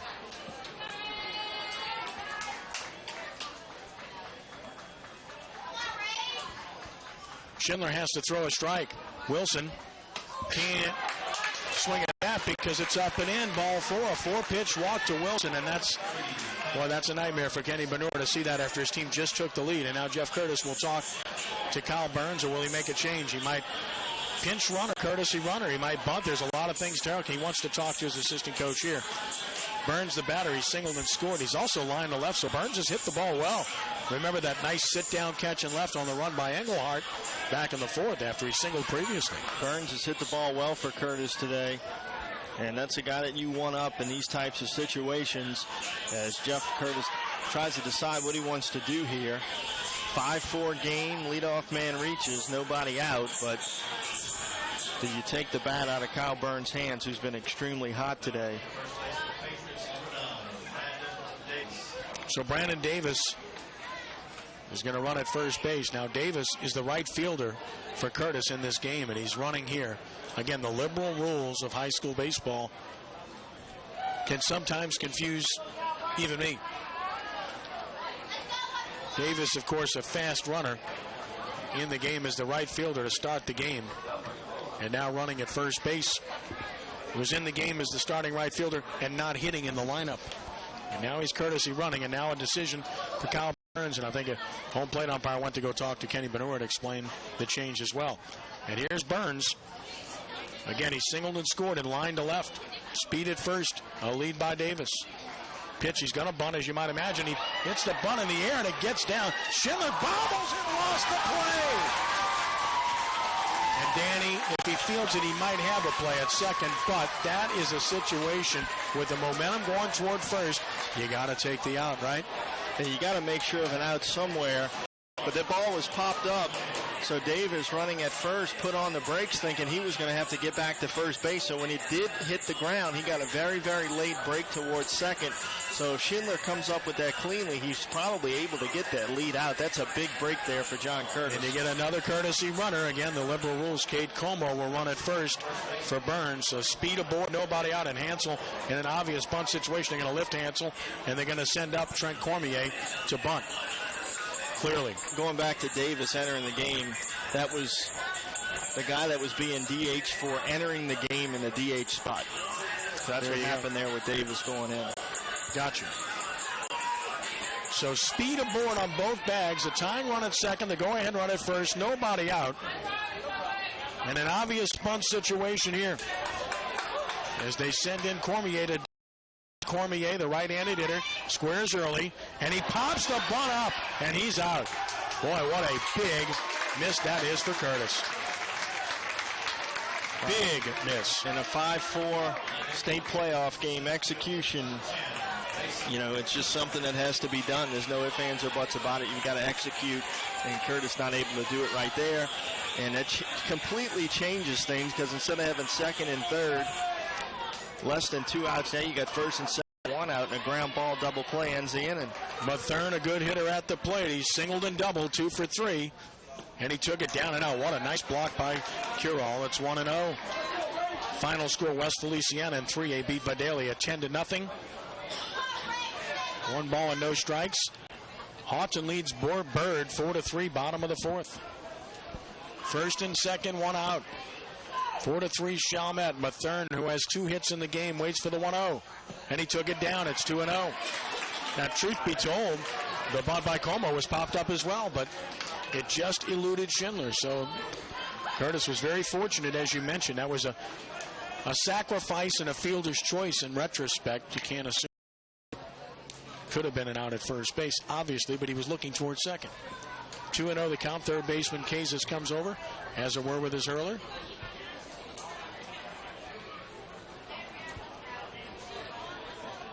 Maybe some signs of wearing for Schindler. He's been behind in the count here in the last 2 innings. He had been ahead in the count first 4 innings on a consistent basis. 2 balls and no strikes, first and second, 1 out. And the pitch to Mathern, and a strike is called. It's 2-1. Mathern has driven in 11 runs. 2-1 the count.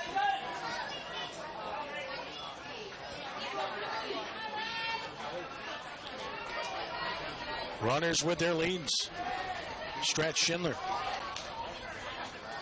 Longer look in the 2-1. Look out.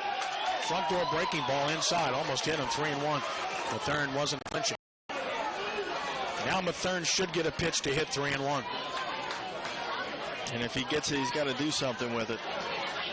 Runners first and second. 3-1 count. Schindler to Mathern. Ground ball to third. Step on third for 1 and no other play. So Kazis took the out at third. Safe play rather than trying to go around the horn. They get the second out, and now LaBruza in a big situation. LaBruza has doubled, reached on catcher's interference. Jordan LaBruza. Jersey numbers today, we were told earlier. Not sure why, but he's wearing number 4 today. Pitch, swing and a miss, sweeping slider away, and he came up empty. Big slider there from Rafe Schindler. It's been his pitch all day. That one was outer portion, though, which we haven't seen much. 0-1 the count. Stretch and pitch. Strike call. There's the front door breaking ball again.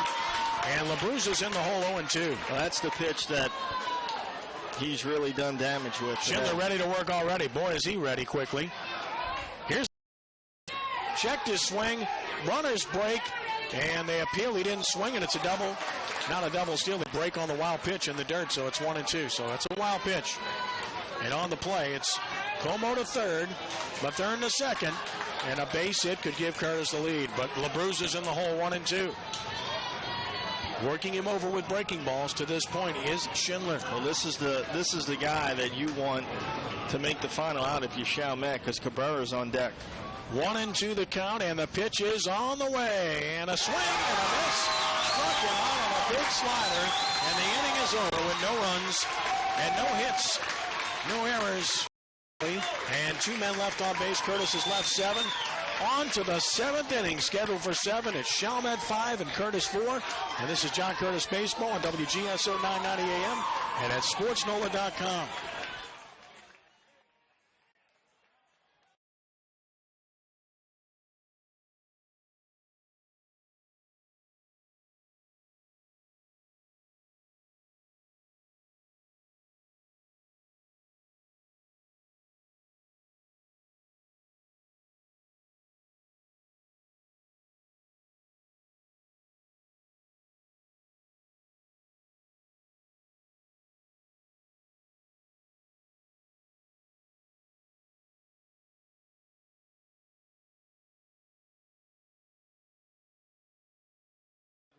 At Moe's Pizza, Avenue H in West Wego. Moe's Pizza, Jeff Arsman, proud supporters of John Curtis Baseball, the best pizza in town.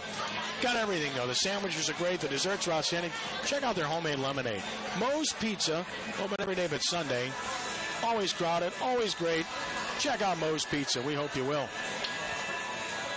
And the Patriots will go to the bullpen for the talented freshman Dax Ford. He was up earlier throwing, got up again, and he'll come in. Landreneau just didn't have it.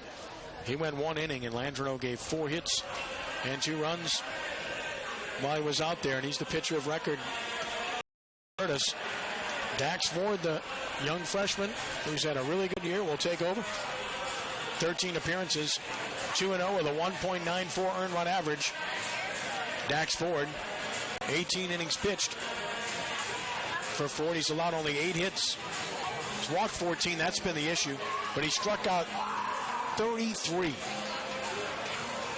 So, big-time strikeout pitcher. 33 punch-outs in 18 innings, Danny, is extremely impressive. It's all about command for Dax.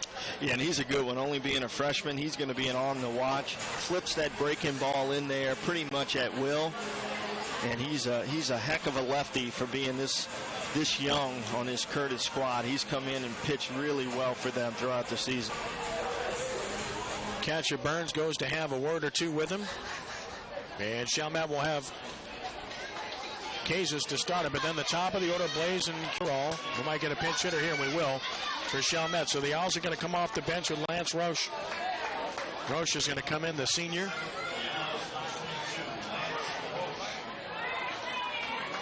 So Lance Roche to the plate.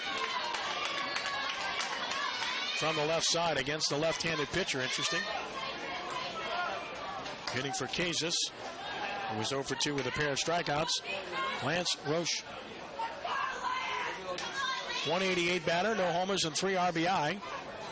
16 plate appearances this year, 3 hits for Roche. And he'll start it off here in the 7th against Dax Ford. 5-4 Chalmette with the lead. Pitch is on the way. High ball 1. 1 ball and no strikes.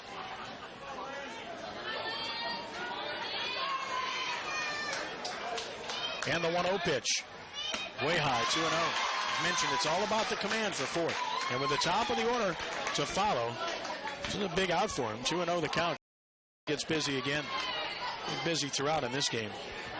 2 balls and no strikes, and a breaking ball sits way high. 3-0. Ford has not come close on any of these offerings. And again, Danny, been really good all year, but he's a freshman. Well, that's what I was getting ready to say. He's really young to be in a situation like this, so it might have something to do with the way he started out here with this 3-0 count. And a fastball strike. Nice pitch there, and it's 3-1. He just needs to settle in and do what he's done all year for John Curtis. But this is a situation that you can't coach. The state playoffs in a hostile environment. 3-1 is right down the middle. Roche wisely taking. He's full 3-2. Guys can rise to the occasion. Lance back in left side. Ford always works from the stretch, and the payoff pitch on the way. Got him. Wow, good pitch by Ford.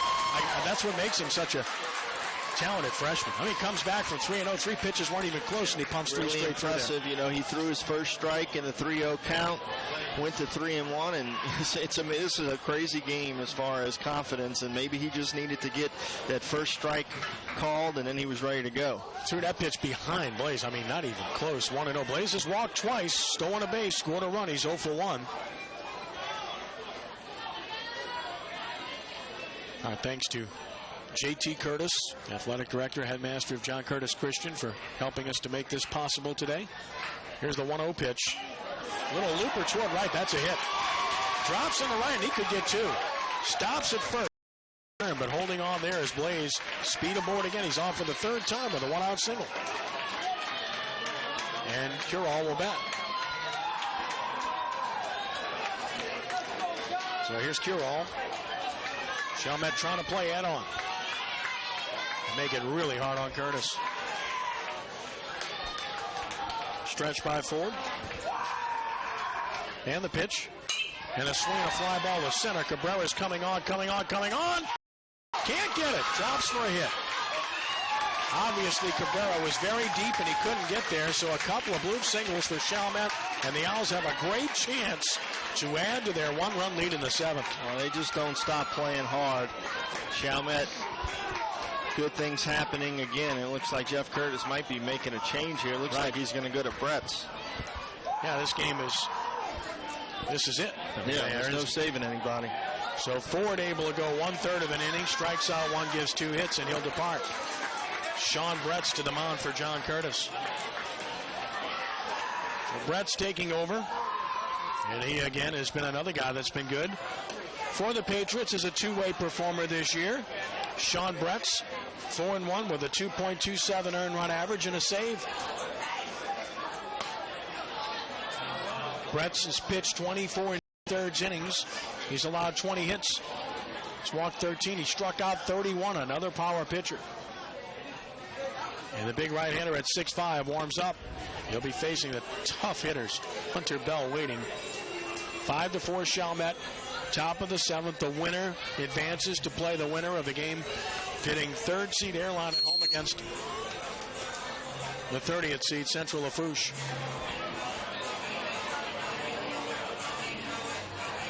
And Brett's finishing up his warm-up tosses. Again, a reminder that we'll have more action for you tomorrow night. SportsNOLA.com. Danny and I will be at Kirsch-Rooney Stadium for Brother March in the 8th seed against 25th seed St. Paul's. 7 p.m. at Kirsch-Rooney Stadium, live at SportsNOLA.com. Simulcast on WSLA 1560 AM. That's WSLA 1560 AM and SportsNOLA.com tomorrow night at 7 p.m. from Kirsch-Rooney Stadium. And we'll have more playoff action this weekend at SportsNOLA.com. Just check SportsNOLA.com for the information. We'll tell you all about it once we get the pairings. 5-4 Chalmette here in the 7th inning. Owls have 2 on, 1 out. Brett's talking with Jeff Curtis. One of the things we've talked about with Curtis all year, you mentioned earlier, they played in these kind of games all year long. That league is like that. But also they've been, as we mentioned, a loose team, a quiet, confident team all year long. They're going to need that here. They're going to have to dig deep to be able to pull this out. The first thing right here is trying to find a way to stop this little rally that Chalmette has started with 1 out, nobody on, and make sure that you keep the game at 5-4. That does a lot of things for you. 1 sacrifice bunt in play in the bottom of the 7th inning. You really do not want to be down by 2 or 3 runs going into that last at-bat, and that's why Jeff Curtis is making the move to Brett's right here to try to quell this. Here's Bell, their best RBI man. The pitch on the way. Here's a strike at the knees. Bell has walked and scored. He's flied to center twice. Made good contact. No balls and a strike. Wind has picked up a little bit, blowing across toward right. Here's the 0-1 pitch. Breaking ball missed inside, 1-1. Tried to break that one. It didn't break much. 1-1 the count. See, he took something off. Add and subtract, trying to kick hitters off balance. Bell waves that bat. Here's the 1-1 pitch. Swing and a miss. Threw it by him. 1-2. Big cut and a miss on a big fastball. 1-2 the count.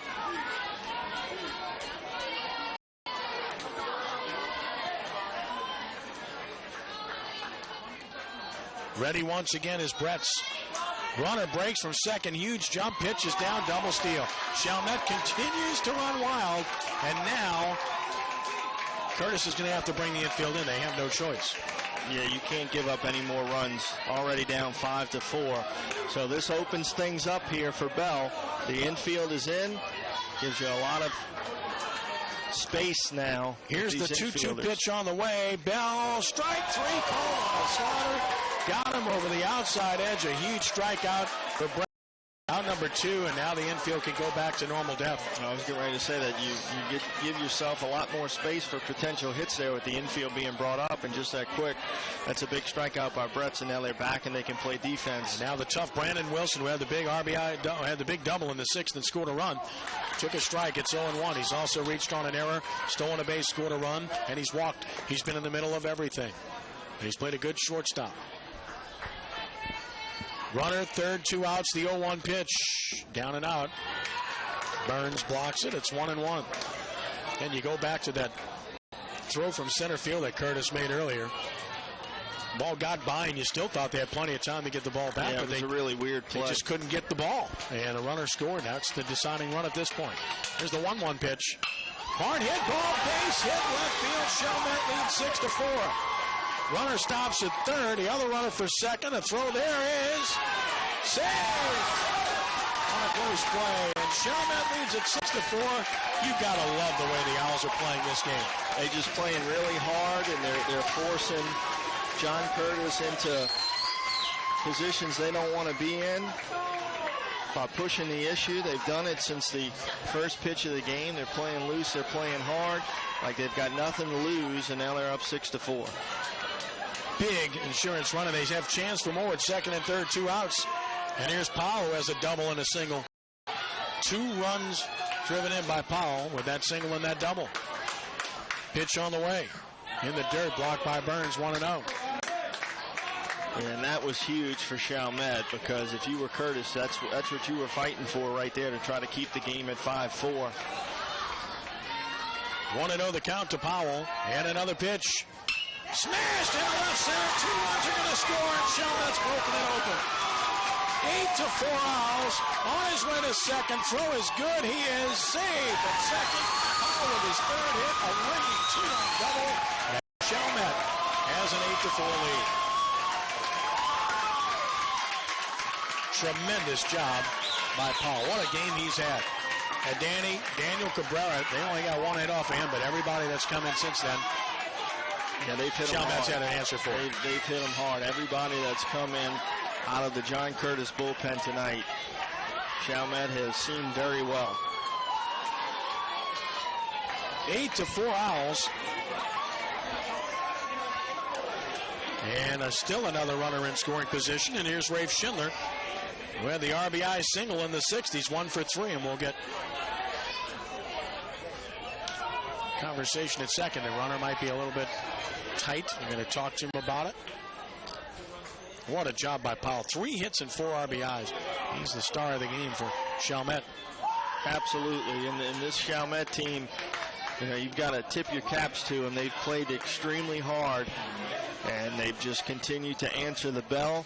You know, when Curtis took that lead in the bottom of the 5th and things kind of changed, you thought that was going to be the chance for Curtis to be okay in this one, but Chalmette has just continued to answer back. And Jason Roper is going to run for Powell at second, who might have been a little bit shaken up on the play. Roper runs at second. Outs. Chalmette's opened it up. A solid 4-run lead now, with only 3 outs away from advancing to the regional round of the 5A playoffs. 5 runs. They've answered with 5 runs since Curtis took that 4-3 lead. So it's Roper running at second. Schindler to the plate, who has an RBI single. 9 hits for the Owls, and remember, they had just 1 hit through 5 innings. So they just tattooed the bullpen of Curtis. That's always the plan, huh? Get the starter out, get to the bullpen. Stretch pitch. Checked his swing and did not go on a pitch down and in, 1-0. Oh, he said he did go. Said he went around on the appeal. 0-1 the count. And I get back to what I said before the game and during the game. Cabrera hasn't gone deep this year, and he only went 80 pitches in this game, but that was it. Swing and a miss, and it's that's the first part, is he hasn't gone deep, so they didn't want to extend it. The second part is these guys that they've brought in have been terrific all year. They just haven't been able to get outs today. 0-2 the count. And the pitch tied him up inside. Did he hit him? He hit him on the hand. Schindler hit by pitch. Will trot to first. So that makes it first and second, 2 outs, and that gets Nalick to the plate. Marty Nalick has singled in 3 trips. Schindler will get a runner at first base as well. It was his left hand that was hit, not his pitching hand. He'll come out to get ready to pitch the 7th. Bryce Barlow will run at first base.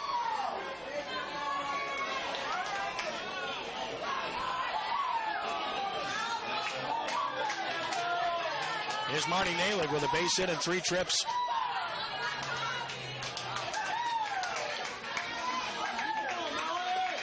Nalick in, runners first and second. Stretch and the pitch, high for ball 1. Again, stand by on WGSO 990 AM following our game. It'll be Monday Night Football with Coach Alan DeRitter talking soccer. Stay tuned for that. Immediately following this one on WGSO 990 AM. That one sits high, and it's 2-0 to Nalick.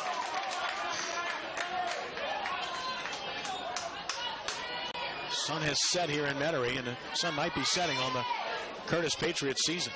2-0 the count. Pitch is on the way. That's low, and it's 3-0.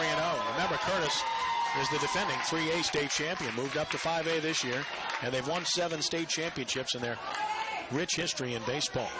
Everybody knows about football, but baseball's been terrific at Curtis as well. 3-0 pitch. That's a strike called. It's 3-1. 4 hits in the inning and a hit batsman. And they had 4 hits last inning. 3-1 pitch. Swing and a miss. Full 3-2. And now both runners will take off. Roper second, Barlow first. And Nalig will try to do some more damage on 3-2.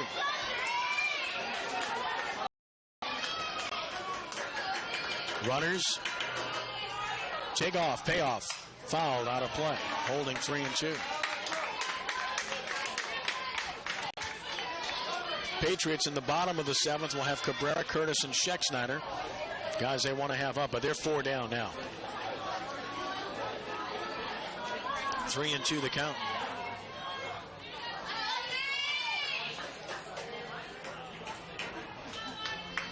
Runners take off again. Payoff from Brett's. Ball 4. Bases loaded.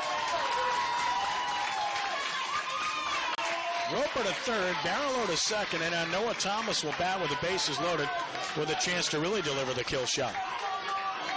Thomas has grounded out 3 times.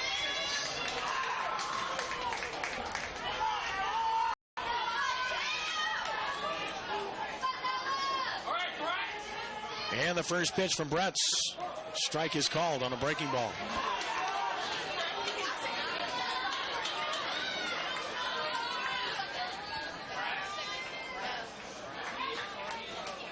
Now the 0-1. Ground ball to second. Schexnayder has it, throws it, got him. Inning is over, but 9 men bat for Chalmette. 3 runs score on 4 hits, no errors, 3 stranded. The Owls have left 6, and the last chance is coming for John Curtis in the bottom of the 7th inning. It is Chalmette 8 and John Curtis 4. This is John Curtis Baseball on WGSO 990 AM and at SportsNOLA.com.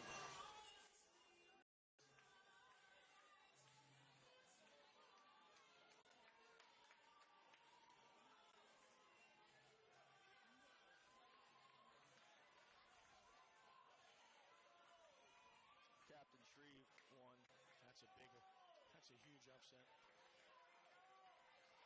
Bird took the lead on Hart, and this gets 103 pitches. This took him out. Jesus, yeah.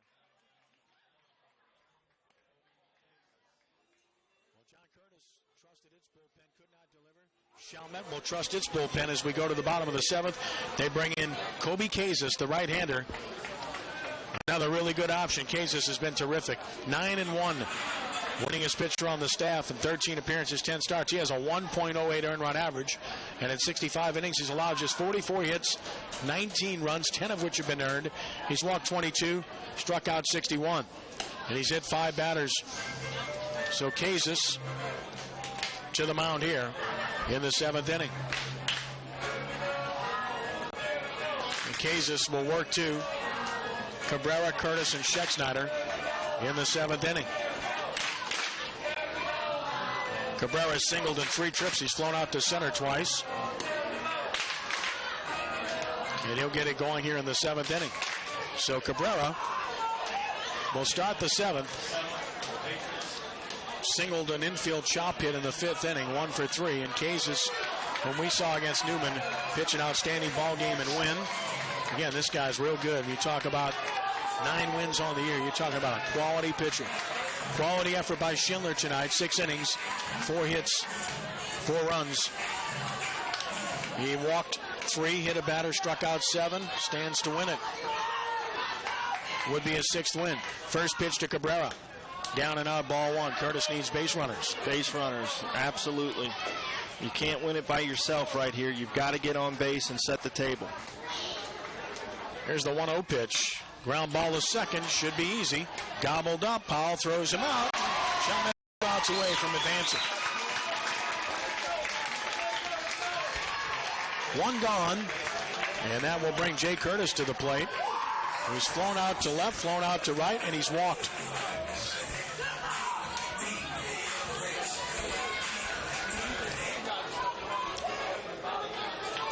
Curtis in from the right side. Pitch on the way. Swing and a miss. Threw it by him.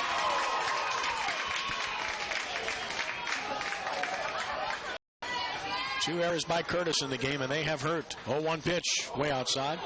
And it's 1-1.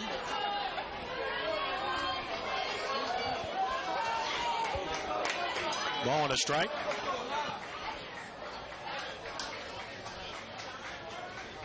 Jay Curtis waits. Here it is. Swings and puts a charge into this to center field, but it should be caught. There again it is. Breeze for out number 2. And Chalmette is 1 out away from a victory. This would be a huge opening round upset. Catholic League champions on the ropes here. 2 down, nobody on. Last chance for the Patriots is Cody Schexnayder. Schexnayder struck out, walked, grounded into a fielder's choice. The last chance here for John Curtis. Swing and a miss at 0-1. No balls and a strike.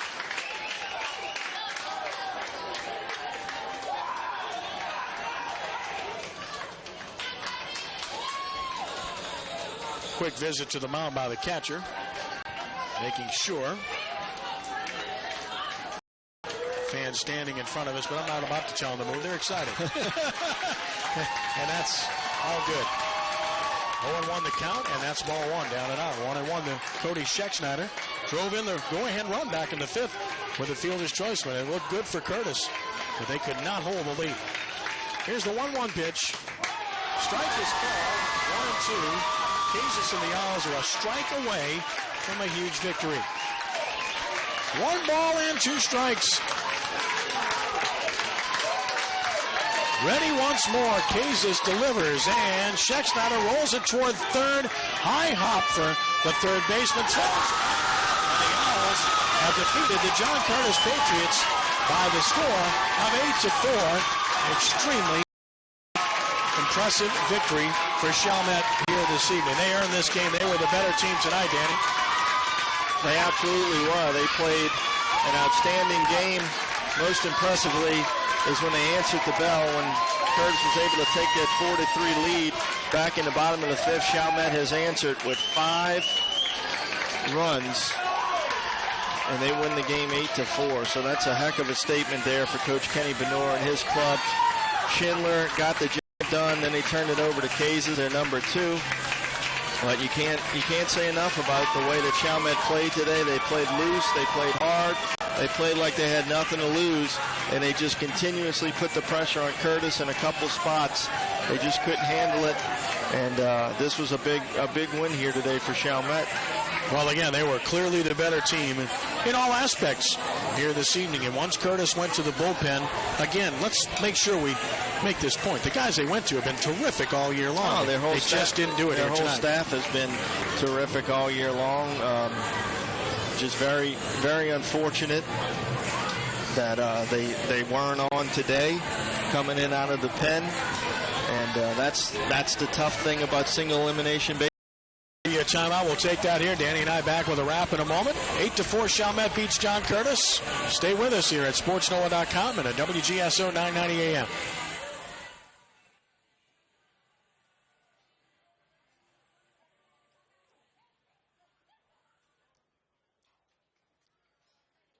Look at this idiot from NOLA.com trying to talk to the kid before his coaches even talk to the team. Yeah, well, I mean, Rod's going to get in there, too. Good Lord. So Landrino is the loser.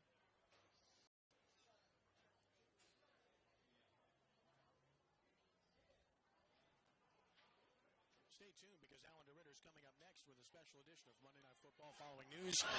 Totals of the game here tonight. Chalmette wins at 8-4 over John Curtis. 8 runs, 9 hits, no errors, 6 left for the Owls. It was 4 runs, 4 hits, 2 errors, and 7 left for John Curtis. The winning pitcher tonight was Rafe Schindler. He improves to 6-1, and the losing pitcher Ian Landrino drops to 4-3. 2 hours and 2 minutes to play. 19-seeded Chalmette moves to 22-9, and they advance to the regional round of the to play the winner of Airline, the 3rd seed and 30th seed Central Lafourche, as it was a victory 8-4 for Chalmette over John Curtis. Final thoughts, Danny? Outstanding game by the Chalmette Owls. You got to tip your cap to Kenny Benur and his guys. They're a good baseball team, and they played very well today. They hit the ball extremely hard. They played solid defense. They were pretty comfortable on this turf, considering that's the way their home field is. And they just did an excellent job. And I know Coach Benur has to be really proud of the way they answered the bell, so to speak, after losing the lead in the bottom. nothing coming back with 5 unanswered runs. See you tomorrow night for Brother Martin and St. Paul's from Kirsch-Rooney Stadium, live at SportsNOLA.com, simulcast on WSLA 1560 AM. Thank you, Danny. Always good to be a part of this. It's an exciting time of the season. Thanks again to River Parish Disposal and to Moe's Pizza for making this possible, and for John Curtis Christian High School. Big win for Chalmette. They beat John Curtis 8-4. For Danny Riehm, I'm Ken Trahan. For our entire crew, Albert and Chip and company, thank you guys. Until next time, God bless you one and all, and so long for just a while.